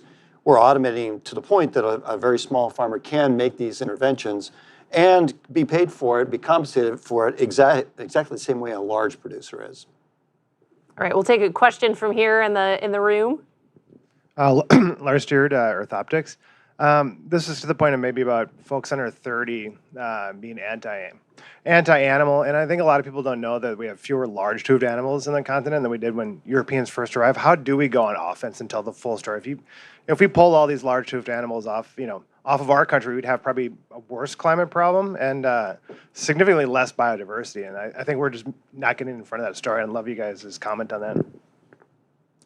It's not an easy one, right? I mean, I think that it's one, everything we've talked about in terms of transparency and really doing this right is really important because this could turn on us if, and I think it was said earlier by Michael on the last panel, there's some agendas there's no need to get involved in because it's a bigger and a different agenda. We're about creating more protein, more affordable and more accessible to the global population, giving consumers what they want, animals what they need, and using less environment. That's our, I think, agriculture's agenda. But I think there's just a couple stats that people need to realize. One, protein continues to grow. If you removed animals and did what maybe a Holland is doing or whatever, 86% of all that grazable land where animals are globally is unusable. They can't put any other, so we're creating protein out of the unusable. If you pull the animals off, you're gonna have a bigger environmental challenge, which I think is what you're saying. So I think it's gonna take time, it's gonna take education, but this new frontier of getting people to see what we can do with methane and what that can do to the environment, I think allows people to see, hey, this is some greater good here if we do this right. So I think we have a new platform of influence with environmental health and what we can do. It's got to be done right, and I think it's got to be done by the whole value chain over time. So, anyone else here in the room? Yeah. Yes. Thank you. There are ongoing international organizations doing negotiations around carbon pricing initiatives, especially at OECD. So I was wondering, what is your position around if it's a challenge or an opportunity for private markets, for voluntary carbon markets? And if so, what will be your policy requests on those international negotiations? I don't really have a good answer for that yet because we haven't delved deeply into this yet. So I think some of those issues, some of those possible issues, or if there are issues, will shake out once we really get into the price and the availability. For right now, I'm just excited that it's becoming an option. And I think just to chime in, these carbon insetting marketplaces are not well developed yet. And we think it'll be at least 18 to 24 months until you have an effective marketplace like you do with traditional carbon offsets.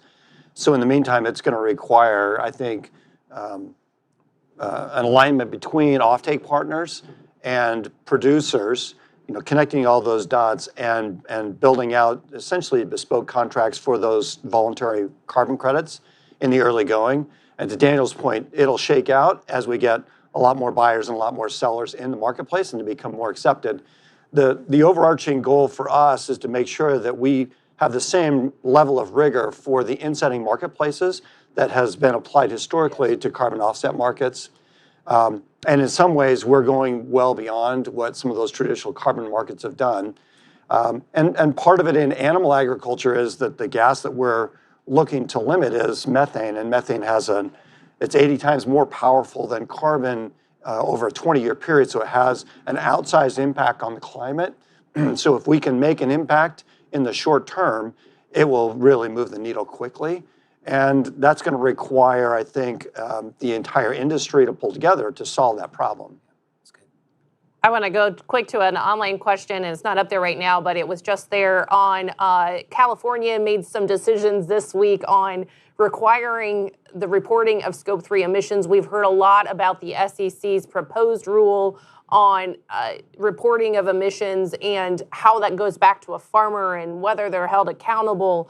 How do you see that impacting what you're doing throughout your role in the supply chain?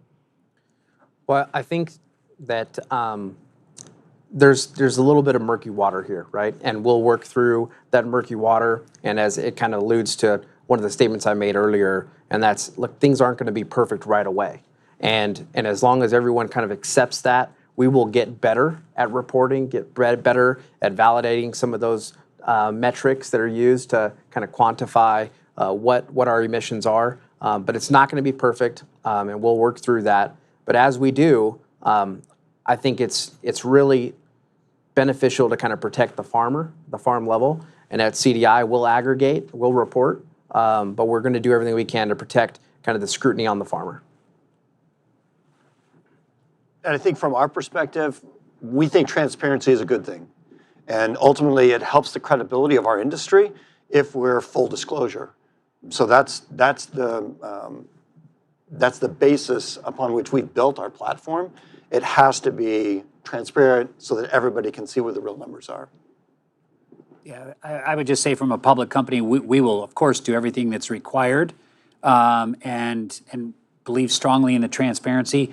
This is evolving, though. We know so much more than we knew 12 months ago, and we will again. So to Darren's point, we just need to be careful that we start mandating things that we still don't have full definition on. So I think a lot of public company CEOs right now are saying, hey, this ESG and SEC requirement, let's let it evolve. We'll absolutely do everything we have, but we're going to be in a whole different position in 12 months too. So we just need to be cognizant of that.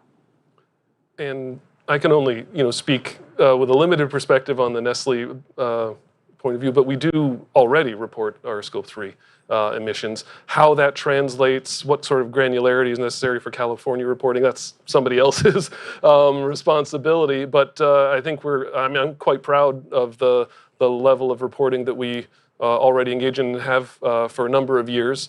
And this is why among the reasons that we're engaged in these activities is we are bringing down our Scope 3. We're doing it through our farms and farmers and supply chains. And I think, people deserve to know how and to what degree. All right, I'm going to turn to another. Okay, yep, we've got one here in the room. Hello, I'm Betty Resnick with the American Farm Bureau. There's been a lot of improvements on rural broadband issues over the past several years. We're still not quite there yet, where a lot of rural Americans and farmers don't have access to quality internet. Paul, is that an issue you've run into as you build Athian as a cloud-based solution or anticipate? Yeah, so look, that's a good question. And we are dependent on the on-farm data for us to function. And so the short answer is, yes, we do have to deal with that. But we're building into our platform the ability to do stored forward so that if they don't have access in real time, at a minimum, they have access when they do get back to the office or at some point, so we can pull that data without a problem. Good question. Yeah, we'll go in. Hi, Miguel Gonzalez, B Carbon. My question is, as part of the in-setting solutions, are your organizations looking at the emerging research on lower methane emitting dairy genetics? And are you guys involved in any commercial or research projects on that? The answer is yes, and if, whether it's even us or it's other players, what I would say back to this has probably been one of the bigger innovation revolutions I've seen over the last 24 months, from genetics to the data, the whole data area and the data collection, nutrition, animal health. There's mention about seaweed and other things. And it's brought new capital. I think one of the things that animal agriculture struggled with is between land-grant universities, outside capital, and new models. It's really opened up a lot more interest in that. So there's funds being raised. There's a lot more interest. So I can go down through. There's a list I've seen at the last conference I was at. There was like 20 new areas. We spun out a company on microbiome because we felt like we weren't giving it the attention that it needed, because we think the microbiome is going to be both on the monogastric side and the rumen side. So I think this is going to be a great opportunity for more innovation and startup companies, more economics globally. So I'll say from the Nestle point of view, everything that is safe and effective and permitted is on the table. We have a robust R&D function. We have our own agricultural institute. All of these options and opportunities are being assessed because we've committed to net zero. And we have to target every part of the emissions throughout the supply chain, the bulk of it being at the production level, the farming level for dairy. But it's not going to be possible to leave a viable tool off the table. We're also agnostic as to how the farms themselves achieve these reductions. So if we want the farmers and the suppliers to work together to choose what specifically happens on the farms to bring these reductions in, it'll be a whole lot easier than me trying to, or Nestle trying to influence, is to really just support the decision making. Something that I also wanted to bring up is when we're talking genetics, we're talking breeding efficiency, not anything that, one of these terms, depending on the audience, we're not talking GMO or anything like that. So the Council on Dairy Cattle Breeding, other U.S. organizations have been trying to identify markers of enteric and efficiency and other genetic markers so that can be emphasized in the current cattle population. Good clarification. And I'll just add that CDI isn't involved in any research right now, but we are watching the research, and it's important that research doesn't compromise productivity, doesn't compromise weight gain, doesn't compromise the business attributes that the current cattle have today. Additionally, genetic research could take 2 or 3 years, for a cow to kind of really materialize some of that research. But I think there's going to be much more interventions that come within the next 3 years. They're going to be attributed to farms right away. And so over the next 3 years, as you're waiting for genetic research, some of those other interventions are going to happen right away. Got one more question over this way. Michael Dykes, International Dairy Foods Association. Daniel, on the insetting and your meeting your commitments, tell to me, you're going to have to know, kind of be able to verify what the carbon is. You're going to have to know what the value is, and to Darren's comments, you're going to have to make sure the farmers are getting paid if the carbon credits flow with the milk, similar to what they would get paid elsewhere. So to me, that whole system is going to require payments back through to the farm and measurement and verification. Just curious, do you foresee this as Nestle as becoming a condition of sale? If you're going to buy milk from someone, the carbon credits have to flow through with the milk? Not a strict condition of sale, but I would say it's a condition for the credit that the milk is touching our supply chain. Of course, we don't have a segregated supply chain with most or any of our suppliers that I know of, but it's not an inset if the farm is or the activity is entirely unrelated to our sourcing, and so working with Athian or other providers, we can share to the degree possible, or through our suppliers that include California dairies, what farms and activities are relevant, are related to Nestle sourcing activity. So that's what makes it an inset. If I bought from a dairy farm that has nothing to do with us, then it's an offset, even though Nestle is the biggest dairy customer in the world. And so that's the most important thing. And we're still working through that process. I think a lot of it probably early on is going to be hands-on. I will, or somebody will verify that is a Nestle affiliated farm in a way. Yeah, I can attest to that. I mean, you just summarized our value proposition perfectly. I mean, our job is to be that third party, to facilitate the flow of capital, and to make sure that it sits in the supply shed so that it can be counted as an inset. Real quick question before I do our final. Anyone want to talk about, one of the online questions said, the role of product labeling, which actually would include an emissions intensity score. Jeff, you talked about how more people want to know. Is that part of the future? I probably Nestle ought to speak more to the labeling, but I would say, we've learned as an industry, labeling can cause some confusion. I think our number one job is to take a value chain like this and optimize it and make it work, make sure the producer, captures the value. That's what's going to be sustainable, and make sure we have insets, not offsets, and all that starts to set up a system.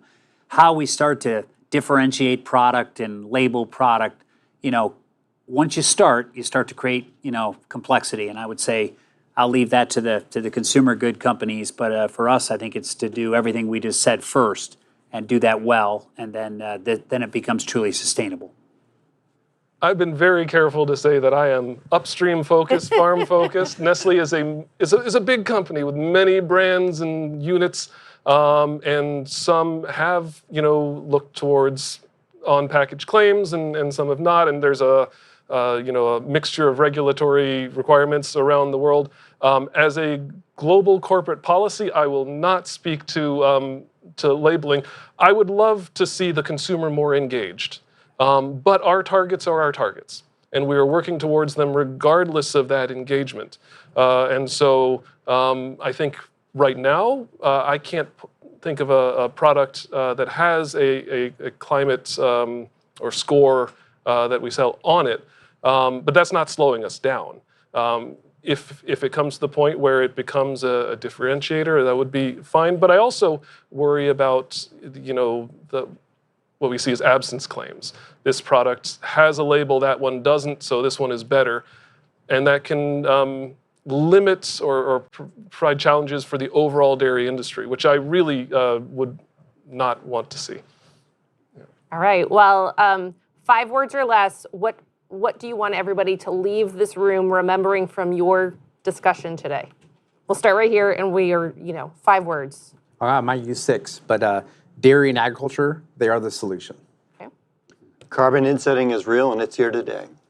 Yeah, this is the first livestock carbon market creation right here for U.S. livestock.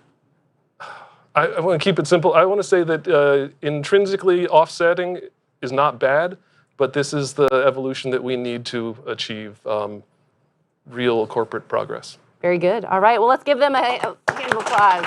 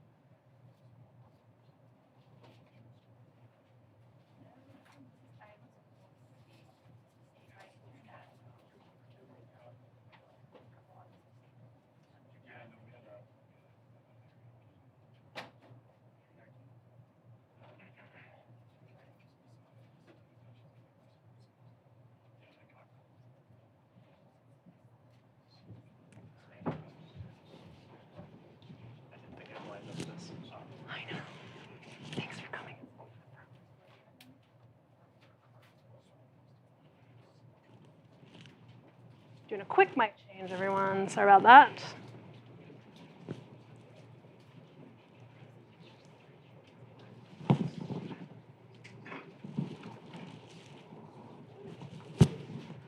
All right, I think we're getting set now. Thank you. Thank you for your patience. Yep, fill on in here. Thanks again, everyone. Welcome to the last panel. I'm Leslie Gentarosimi again from the Bipartisan Policy Center. Thrilled to have these three speakers today. Such a deep knowledge represented here of the ag sector, of the way USDA works, of the way maybe they'd like USDA to work, and then of the ways in which federal government can best support climate and sustainability solutions. And as a reminder, you can find their full bios on our website, but here next to me is Robert Bonney, Undersecretary of Agriculture for Farm Production and Conservation, also known as FPAC, at the USDA.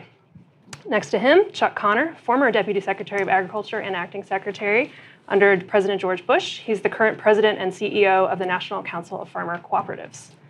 Dan Glickman, here at the end, former Secretary of Agriculture under President Bill Clinton, and a member of BPC's Farm and Forest Carbon Solutions Task Force. So again, just excited today to be talking about policy solutions here. We've heard a lot, throughout the first two panels this morning of kind of evolution, opportunities that are happening in the voluntary carbon market, and now I'd like to hear from our panelists around where there is a role now for policy, for additional programmatic work to incent more activity around these questions of sustainability and reducing enteric methane emissions specifically. So Robert, I'm going to start off with you. Since you're currently there at USDA in your role as Undersecretary for FPAC, you've talked in the past about the need for USDA to build kind of the producer-led, a voluntary incentive-based approach to encourage climate-smart ag and forestry. So can you just talk about and sketch out for everyone at a high level, what has this approach looked like for you and USDA to date, and what opportunities have there been on the livestock and dairy side? Great. It's great to be here. So one of the, you guys hear me? Yeah. Okay. So, one place I like to start is we're often used to fighting about environmental issues, or there being conflict and clashes. Interesting thing about climate is there's a lot of alignment between things that are actually good for the climate, soil health, taking methane and turning it into energy. On the forest side, reducing forest fires and managing forests in a way that produces wood. There are all these things that are good from a climate standpoint, and they're good from a production standpoint or an economic standpoint for producers. And so as you think about policy, that should inform all we do. We also know that there's a lot of skepticism in agriculture about what environmental policy looks like, experience with the Endangered Species Act or other things. And so we know we've got skeptics out there, but at the same time, there's a tremendous amount of interest in agriculture about ways that they can integrate conservation stewardship into their operations and create value there. And so, our interest at USDA is an approach that's about voluntary, incentive-based efforts. It's about collaboration. It's about putting producers in charge to make their own decisions and trying to find ways to reward them. Some of that can be through programs through the Inflation Reduction Act and resources we have there in our conservation programs where we can share the costs, provide technical assistance for all kinds of climate-smart practices.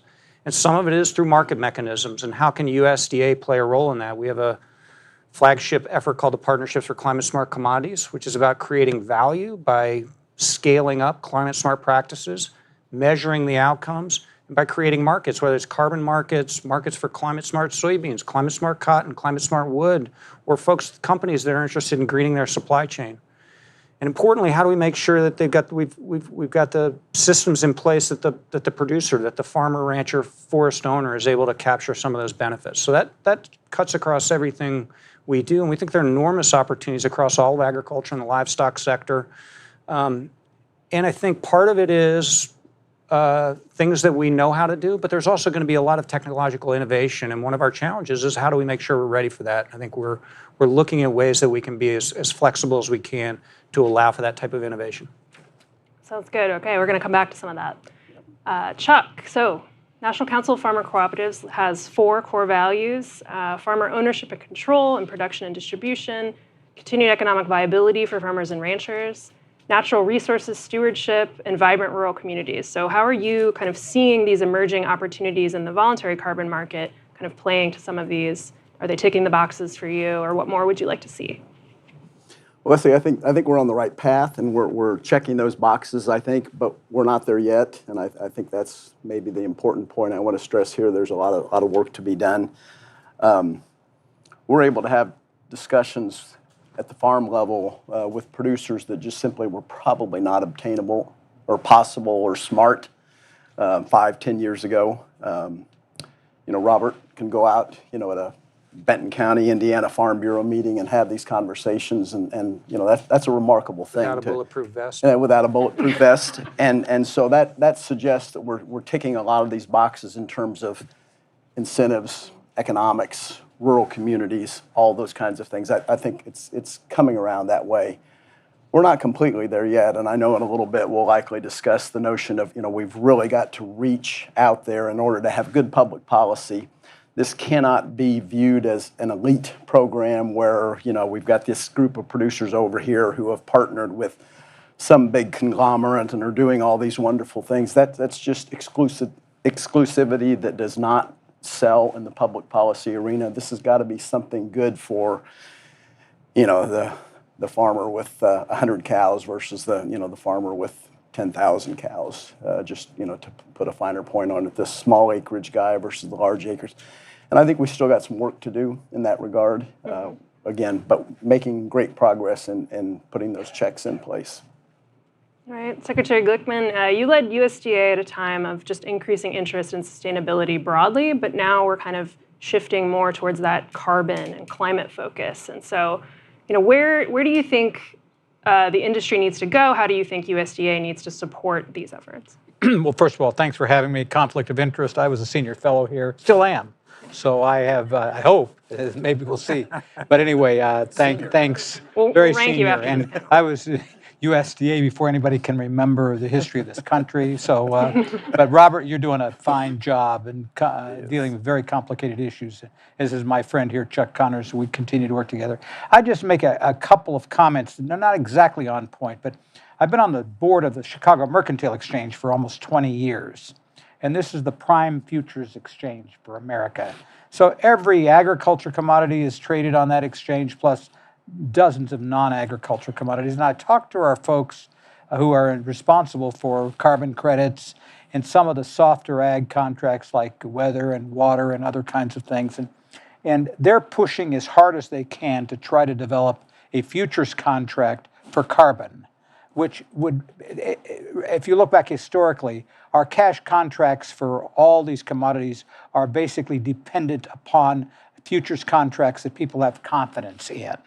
And it goes back to your point. If people don't have confidence or trust their markets, then they're not going to really move in some of these more not exotic areas, but new areas where it takes a lot of innovation.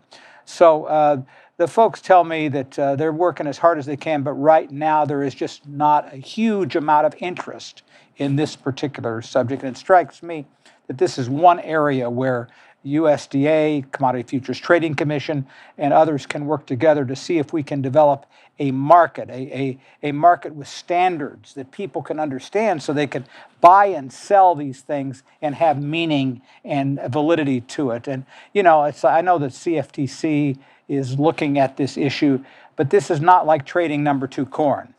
This is more equivalent to trading financial futures or trading interest rates. It's tough. It's taken years and years to develop these markets. So as I hear folks talking about carbon credits, I think that we do have a vehicle, an avenue for this. It's called our futures markets. And to date, it's not been able to satisfy that need. But with the work Robert and others are doing at setting up standardized practices and giving people confidence that some of these practices have certain metrics and meaning and clarity, then in fact we can develop the carbon market much better than we have. But to date, and generally in production agriculture, I don't think that there is the recognition that there is a predictable standard that you can buy and trade carbon credits. The meaning is not really there, and I think that that is something that we really need to develop.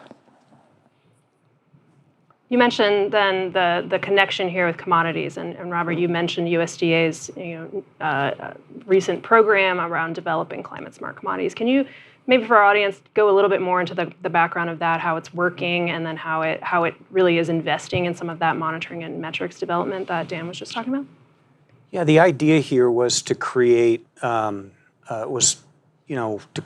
a commodity program. A commodity program is about producing commodities using climate smart practices and recognizing that, yes, carbon markets are going to be an important thing going forward. Not going to be the only thing. The metrics that the Secretary talks about are also we're going to need those same metrics as we think about greening supply chains or someone wanting to market a climate smart commodity. So the idea here was to create some flexible resources that would allow producers, groups of producers, to aggregate themselves, to deploy climate smart practices at scale, to measure, monitor, verify those, to make sure that everybody gets to play. This issue of small producers, medium-sized producers, historically underserved producers, really, really important, built into everything we do in the partnerships program. And then to look for opportunities to create some new markets. Some folks, again, may want to trade into carbon markets. Others are interested in telling a better story about climate smart cotton, for example, or other things. And so we've got, we're about a year since we've announced 141 projects. We are basically either signed contracts or completed negotiations, about to sign contracts on about 100 of those, committing about $2.9 billion of the $3.1 billion in total. Lots of interest there, and our part of the idea here was to provide dollars to seed innovation, to allow creativity out in the field. We purposely didn't go down the roads of standards and those types of things to begin with, because we thought, hey, the thing we can do right now is actually incentivize this type of action at scale to see if we can do it. But the questions the Secretary asks are right on target. And we are, as part of these projects, hope to do a lot of learning around issues related to standards and markets and other things. And would expect that as we start to roll out the Growing Climate Solutions Act and other, the Sustains Act and other things, that there are going to be opportunities to engage in a much broader conversation, and a public one and a transparent one, around exactly the types of issues that the Secretary raises. Absolutely. And Chuck, you already mentioned this, but kind of this need to get more folks involved. How can government and industry ensure wider participation in these types of programs and the opportunities potentially available to them in the voluntary carbon market? I think we're generally on the right track, Leslie, in this regard, although, again, noting that there's a long way to go. All of us are talking about voluntary, we're talking about incentive-based, and these are all important considerations for what I would call small and medium-sized farmers. When you're talking about pretty heavy-handed government regulation, I mean, you have to acknowledge, and whether it's this space or any other of that kind, that really does kind of favor the larger producer that has resources, has consultants, lawyers, a team of, risk managers, all those kinds of people that enable them to navigate this that small and medium-sized farmers just simply don't have. And so I think that is a key part of that, the incentive-based. But I go back to what Dan and Robert have both said as well, is for those small and medium-sized farmers, they're probably the most skeptical at this stage in the process, and we really need to work and educate and partner with them to bring them along on this. And it's not just about the money, it's about the information and the sharing of data and trust in that partnership. And that's why within the IRA, I think the dollars for technical assistance and the like are very, very important, because these farmers know their local NRCS person. Generally speaking, there's a lot of trust there. And so when that person comes and says, I want to partner with you, there's not a sense that, that there's a threat to those producers. And that is just so critical to sort of getting their buy-in going forward. And again, without their buy-in, we're going to have public policy problems in this space. because no one wants to be on the wrong side of, small and medium-sized farmers out there. I don't care what your political affiliation is, that just is not going to happen. Do you have thoughts on that, Dan? Yeah, I mean, I think Chuck's entirely right because the politics of this favors small and medium-sized farmers in terms of the Congress and the many in the media and the intellectual community. So, but at the same time, some of the larger companies are doing some really important work on feed additives and other nutrient management issues that we need to encourage, and we need to make sure our regulatory system is up to date and modern to be able to approve those, assuming they're safe and effective and everything else. And but I do think it goes. Two things are positive here. Number one is that Robert and his team and the administration, with the legislation that's passed, we now have kind of let 1,000 flowers bloom. That is really a positive thing. You're giving options to producers that they never had before, and you're testing this with best practices. And so assuming that you've got the ability to measure and do all the other things we talked about, we've never had that before. So that's really a remarkable thing. Second of all, agriculture is a major contributor to carbon emissions and methane emissions. And the problem, it's not the only one, of course. Sometimes it gets too much of the blame, but we've got a big role to play in the solution. And you've given people an opportunity to look at this from a voluntary perspective. And I think that's created an atmosphere out there that's much more positive than was before. Third of all, I think, as Chuck mentioned, unfortunately, we're caught in this trap in America now where if a Republican says this, then a Democrat says this, and it doesn't matter what the facts are or the substance is. And so this debate is kind of indirectly tied to all of that, in terms of how people perceive government and carbon and whether somebody's trying to do something to them. And you've gone down the voluntary route, which I think is really positive. And I think from that perspective, you have created an environment out there which is much more positive than certainly back in the old days when I was at USDA.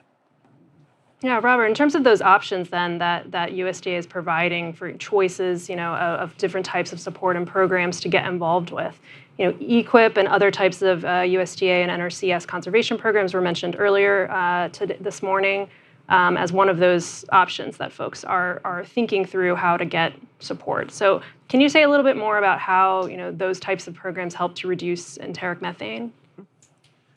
Yeah, so we've got obviously substantial new resources through the Inflation Reduction Act for Environmental Quality Incentive Program, EQIP, the Conservation Stewardship Program, our Regional Conservation Partnership Program, as well as our Conservation Easement Program. And we're adding additional staff, but even with that, we're going to have to streamline those programs to make them work better for producers, critically important. So you'll see a lot of work from us on streamlining. And you'll see a lot of work on partnerships, the type of resources that Chuck talked about, technical assistance, the ability to build partnerships with producers and others is critically important. As we think about the livestock sector, there's obviously a lot we can do and have been. It's true in livestock, it's true everywhere. We've been doing climate smart for a long time. We just ain't called it climate smart. Improved manure management, better nutrient management, soil health, all these things we've been doing for a long time. A lot of dairy producers, livestock producers, better range management have been doing this stuff for a long time. We'll continue to do that, double down on some of those things. But there's also new innovations. You expect to see feed additives and others on the market in the not too distant future. USDA needs to be ready for that. We need to retool our conservation programs so they can support those efforts and support that type of innovation when it comes forward. So that's really critical. We've got a team of folks that are actually looking at our conservation practices on the climate smart side, updating them, making sure that we've got the suite of practices we need to allow for that type of innovation out in the field. Say one more thing that I think is sort of an addition to what Chuck was saying about some of the barriers for small and medium-sized producers. One of the barriers to carbon markets is I got to pay to measure and monitor and I have to take carbon samples on every acre. There's a lot of innovation happening there, technology, and a lot of partnered as part of our partnership. There's some really cool innovation as part of those projects that we'll get to test. But the ability to improve the accuracy of measurement while dramatically reducing the costs is really, really important here. This needs to be easy. It needs to be additive to producers. They need to be able to integrate it into their bottom lines. And if you're a small and medium-sized producer, you can't spend hours and hours trying to figure out how you're going to take advantage of these markets. So we have to make it easy at the same time that we all know there's some skepticism in the public about agriculture's role here. Well, agriculture, can they really do this? And so those issues related to both transparency, improved science, but also making sure we keep the costs down are really important. Absolutely. And Chuck, you mentioned how USDA has just an important role in the technical assistance and providing that connection, down to the farm level. But, what else are you hearing from your members and the farmers you work with about, some of the opportunities for doing these innovative practices to get engaged in these types of activities? Well, Robert has talked about the partnerships that exist out there, and obviously within my world of farmer-owned co-ops, we provide a lot of the products that producers need to produce a crop, to feed an animal, these sorts of things out there. And one of the things we're hoping going forward is we've talked about trust, we've talked about NRCS, being kind of at the forefront of establishing that trust for all producers of any size. And we feel like there's a broader role for the ag community, including co-ops, to play in that and providing that technical assistance. To put a fine point on it, within my world, we've got some of the finest, most highly trained agronomists in the world, in our employ. And they are anxious, to play a role in this and advising producers on best practices. And they know what they're talking about, and producers trust them. And so our hope going forward, and I know Robert shares this point of view, is that there's a way of incorporating that more into that process of being a technical service provider. Again, the trust factor among all farmers is very, very high for many of these folks, and it just kind of reflects that public but also private partnership that I think is going to be necessary in order for us to really achieve the objectives and go down the sort of challenge path that Dan has laid out. Yeah, absolutely. I mean, I'd be interested in all of your thoughts on kind of this connection between some of the more traditional ways of thinking about, agronomists maybe thinking about how conservation practices have been implemented in the past. Is there a gap then in how they think about how does this apply for carbon purposes, for climate purposes? Do we need to do more to kind of help on the training side? I would say generally yes on this. I mean, again, this is still relatively new space, even though I believe the previous panel had talked about so much of what we have done in the past. It was done for, good water quality or something, and on top of that, it happens to be good for the climate as well. And so recognizing that, I think in the past, again, you had to have a flak jacket oftentimes to go in and have these conversations at a farm meeting, at a co-op annual meeting. That is not the case today necessarily. And so I think there is a much more open role for these highly trained agronomists who know carbon, know the interaction with soil, know soil health, all those kinds of equations to really play a more substantial role going forward. And not only seeking the additional education they need, but interacting within our CS again in a partnership, and that's why it's so important that NRCS sort of be at the lead of this, because they are going to have access to that information, to that science that is available out there, and as each panel has talked about, evolving very, very rapidly. It's hard to keep up. In fact, it's evolving so fast. And so that partnership of sharing information with those trained people is going to be critical in that. I just add, USDA has probably the finest research arm in the entire federal government. I mean, you just look historically at what they've done over the years. And I think it is important that USDA's its own internal research facilities, its relationships with the land grants and non-land grants as well, the science community, and with groups like Secretary Vilsack appointed me on the board of the Foundation for Food and Agriculture Research, which was trying to be a little bit outside the box. How can we look at all these problems a bit differently? We don't do necessarily the same research every year after year. all these things give us a great opportunity because technology is changing so rapidly. You were talking about measurement, and I'm thinking, okay, so how is AI involved in this? Well, I'm sure it's very involved if we can keep it on the level and keep it honest and true and everything else. But we're going to be able to measure data in the future like we've never been able to measure it before. And we're going to be able to determine the efficacy of crop inputs like we've never been able to determine before, and the effectiveness of feed additives and all these kinds of things. So the technology curve is going to go up like this.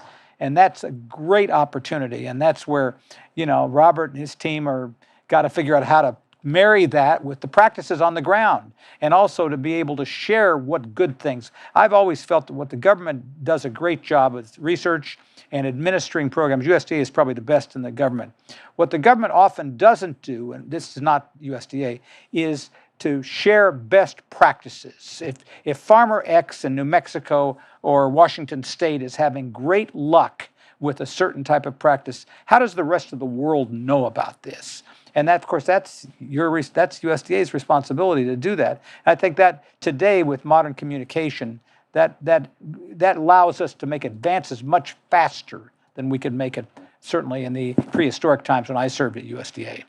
Well, I think this issue of USDA's ability to integrate with the market, with producers, with the co-ops, to be able to, if we're going to be successful, we need your agronomists selling our programs.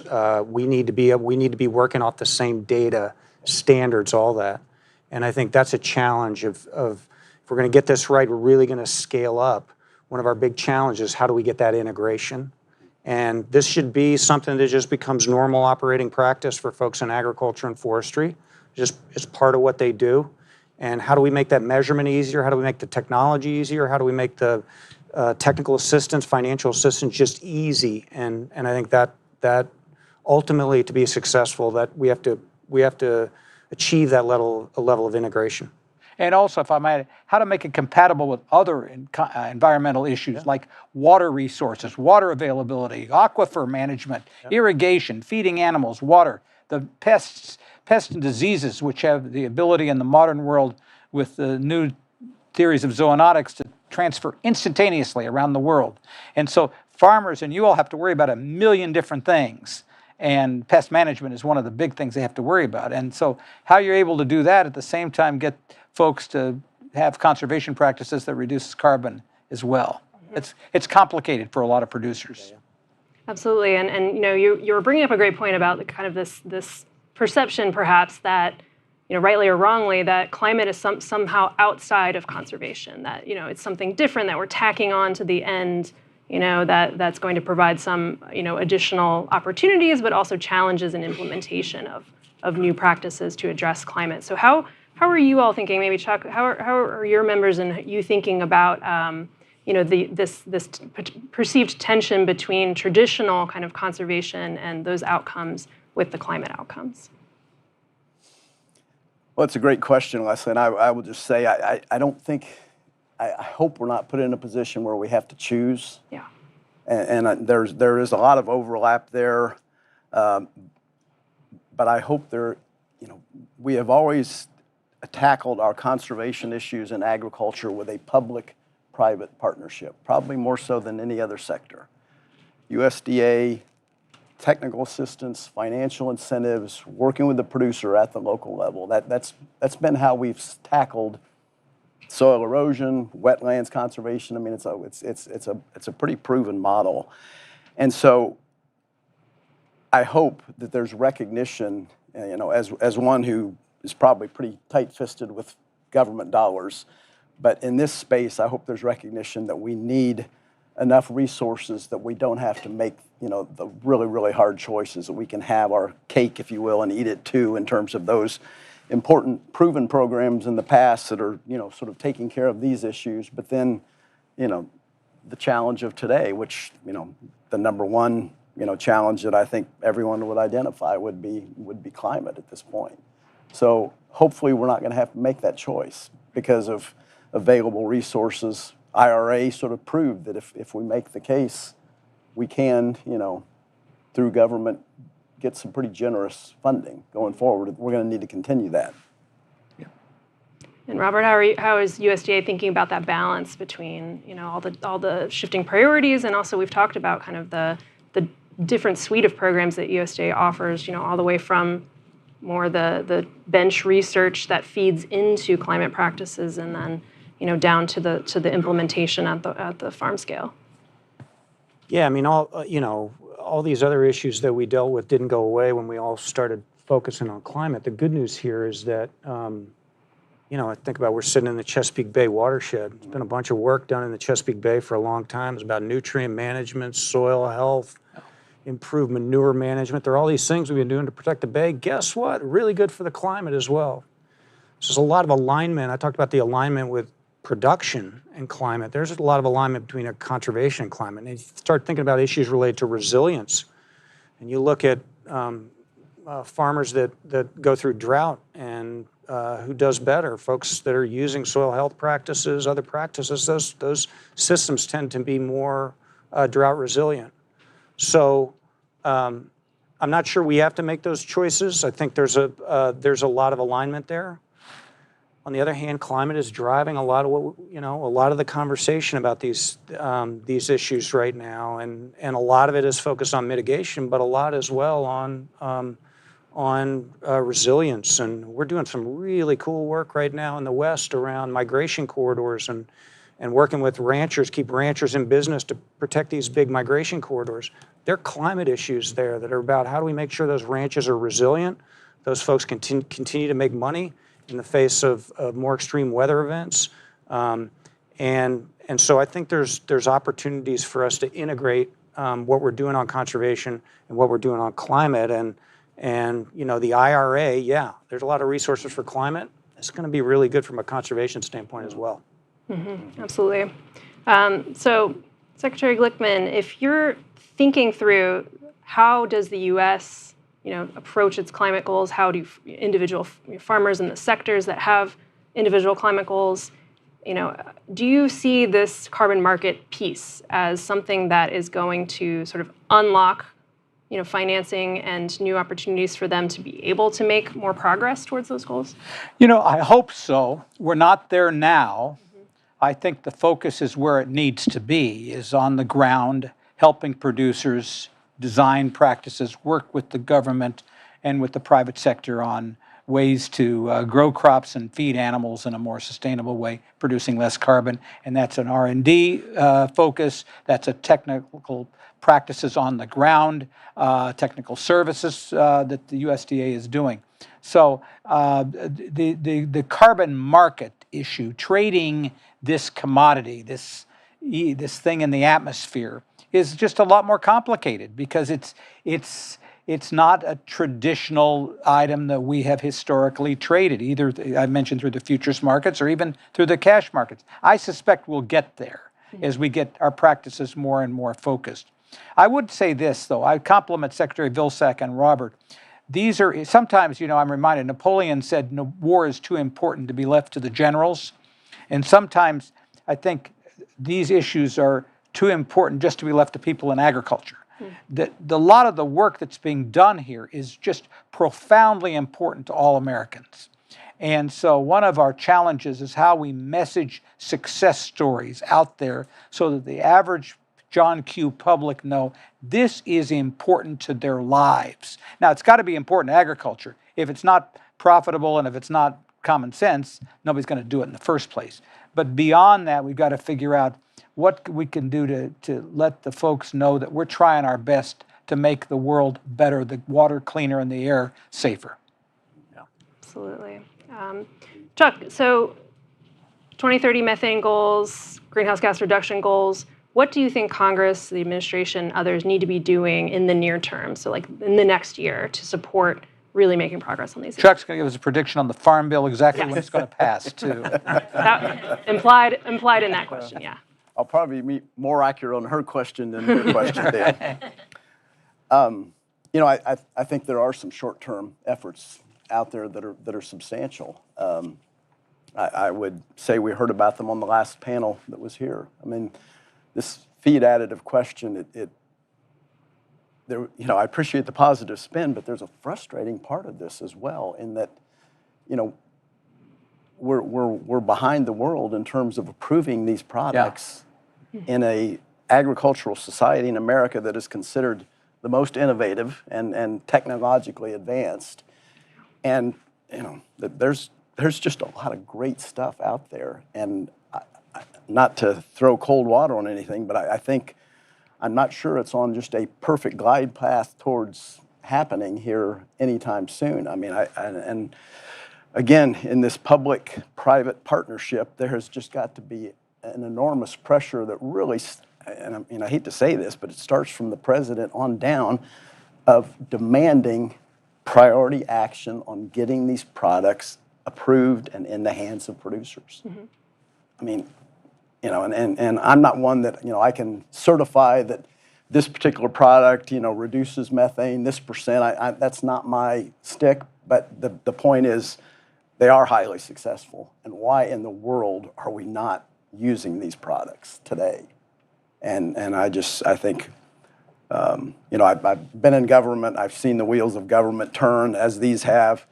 And in this area, they are turning far too slowly. And I don't think it's on a path that we would find acceptable, or the American public would find acceptable, knowing the kind of progress that could be made, literally tomorrow. Okay. Call to action there. How about you, Robert? What would you like to see in the next year or so? Yeah, no, I think part of our problem is this is true across a lot of things in climate, is that we design these systems for something for different purposes. Agreed. And all of a sudden we find, whether it's feed additives, yes, critically important that we move deliberately. I think good things happening at FDA, as I alluded to earlier, USDA thinking internally about, let's make sure we're ready for that. Let's make sure we're ready to help producers scale those new products as they come along. But there is so much innovation. And you think about some of the new products available, seed additives, seed coatings. Some of the technology there is really, really interesting. Again, we've got to be ready, and we've got to be able to scale that really quickly. And we have to think about, how do we design our processes for things that take into account the urgency and that take into account some new issues that they weren't designed for. And I would just add, there's been a democratization of entrepreneurship in this country over the last decade. It's not just coming from the big enterprises. It's now much more diversified because science is easily transferable. And social media and modern communications have made these things so that an awful lot of people are in this field, in this world. You look at venture capital now, and how many would have thought 20 or 30 years ago agriculture would be a big part of venture capital? It is now. That's great news. As long as the regulatory system is compatible and as the political system is there to help in the process. And I know what especially Chuck talked about, where sometimes in government one foot's on the brake and one foot's on the accelerator at all time. And you do your best under the circumstances. In our system of government, that's probably always going to be the way it is. And what we have to do is try to move that foot back as best as we possibly can. I would have to say that in my experience, there's been no administration that's been more aggressive at moving the ball forward on these issues than this administration. And, part of it is you got a lot of money now. Listen, I could drool with the kind of money that you have. It's just like, but you also are doing your best to spend it wisely and trying to use it in good judgment, particularly in an era where the politics is not necessarily less toxic today than it was several years ago. Okay. Well, we are now in the audience question portion, but I see a lot of hands here. I am going to jump, though, first to the online audience who have been feeding me things throughout this. There are a couple questions for you, Robert, that came up around the commodities and Climate Smart Commodities program. How is it tracking the enteric methane projects, and how is it tracking the adaptation and resilience type projects? Can we get more information? So we actually do have, I went to visit a project at the University of, or Texas A&M Kingsville, where they're trying to breed a better cow to deal with enteric methane. So there are projects that are focused on enteric methane, but obviously the availability of feed additives are going to be really, really important there. Very confident that we can add those those opportunities on to the projects when they come on. We are tracking a lot of data from the projects, all the partnerships projects. And if you talk to some of the folks that have those projects, they might think, oh God, like they're tracking a lot of data. We're being very sensitive about privacy concerns related to that data. Critical. Privacy is critically important to everybody in agriculture, but we do think to get the lessons learned on what we're doing, it's critically important that we be as transparent as possible. So you see us posting data about each of the projects, and you'll see as we get data that we'll be sharing that transparently as well. I'm not sure we're taking a lot of data on kind of the resilience side of things, but I do think we're going to try and do as much learning from these projects as we can. That's great. All right, over here. Hey, good morning. Devin Mogler with Green Plains. Appreciate all the comments on what you're doing with the IRA funds. I was hoping you could expound, Undersecretary Bonnie, on the IRA tax provisions, specifically sustainable aviation fuel and the 45Z clean fuel production credit. Given that 40% of our corn gets turned into ethanol, the majority of our soybeans are crushed for biodiesel, renewable diesel, or sustainable aviation fuel, is there a way to get Treasury to use the right life cycle assessment to allow for on-farm practices to be adopted on a broad scale? Thank you.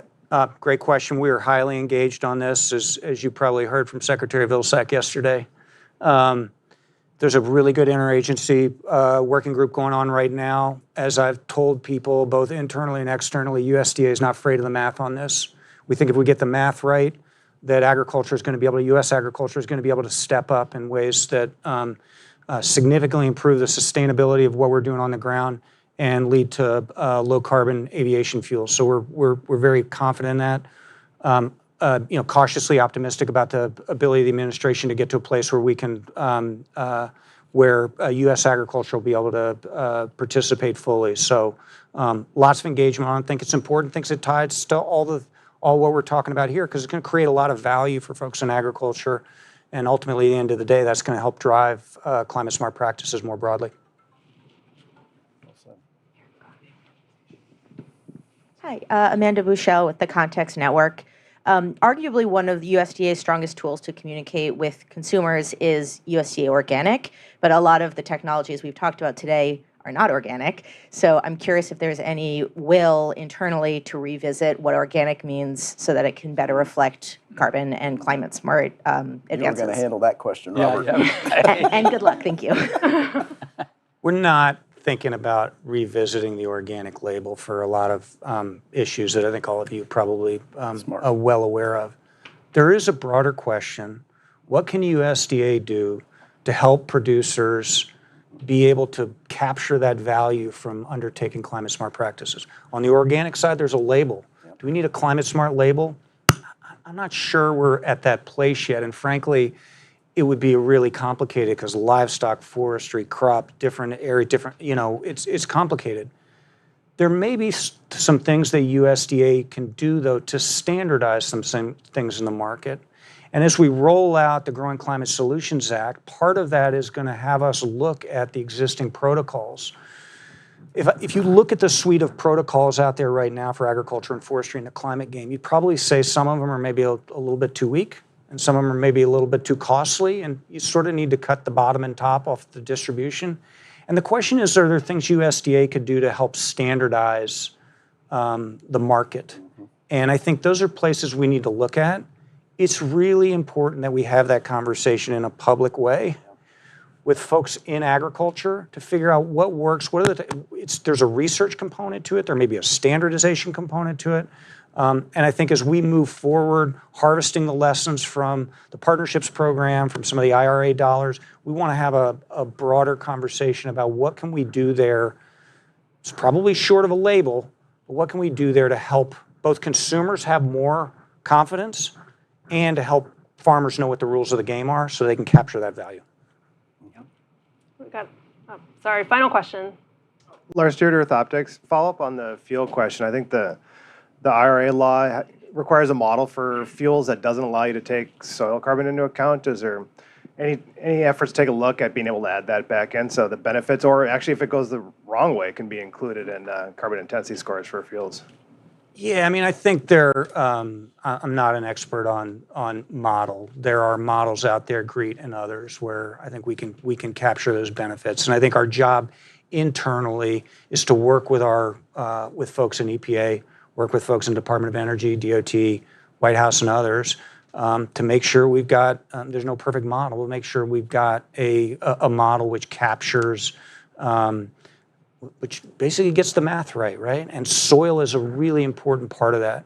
And again, we are optimistic about the ability to find a model that does that creates the right incentives, and that creates a very low carbon biofuel. Well, please join me in thanking our speakers today, Undersecretary Bonnie, Chuck Connor, Secretary Glickman. We have our work cut out for us. There's a lot more to be done, but we're very optimistic that things are moving in the right direction. So I'm going to turn it over now to Spencer Chase for some final words from Agri-Pulse. Thank you so much. Well, folks, as we wrap up here, again, very compelling discussion across a wide variety of subjects here today. I certainly learned a lot, and I hope all of you did as well. Really compelling discussion about how far we've come on this subject, but still how far we have yet to go. And I think that's really indicative of the situation. And, it would be fascinating to get us all together a year from now and talk about the advances we've made in the previous 365 days, because I'm sure the innovation and the advancement on this subject is far from over. Before I let you all go, I do just want to mention a couple of housekeeping items. If you're interested in seeing a recording of this program, that'll be available soon on the Bipartisan Policy Center's YouTube channel, as well as the webpage for this event. And you can find that by going to bipartisanpolicy.org/events. That's also going to be the webpage where you can find one event in particular, aside from all the other programming that BPC does. One event for this crowd in particular, next Tuesday, they're going to be hosting Senate Ag Chair Debbie Stabenow for a Farm Bill fireside chat. So mark your calendars for that one as well. If you are available, there is a light lunch available just outside these doors here. If you've got time for a sandwich and some more conversation, I'm sure there are some folks that would love to chat with each and every one of you. But I think that's going to do it for today. Appreciate all of you joining us, and have a great day.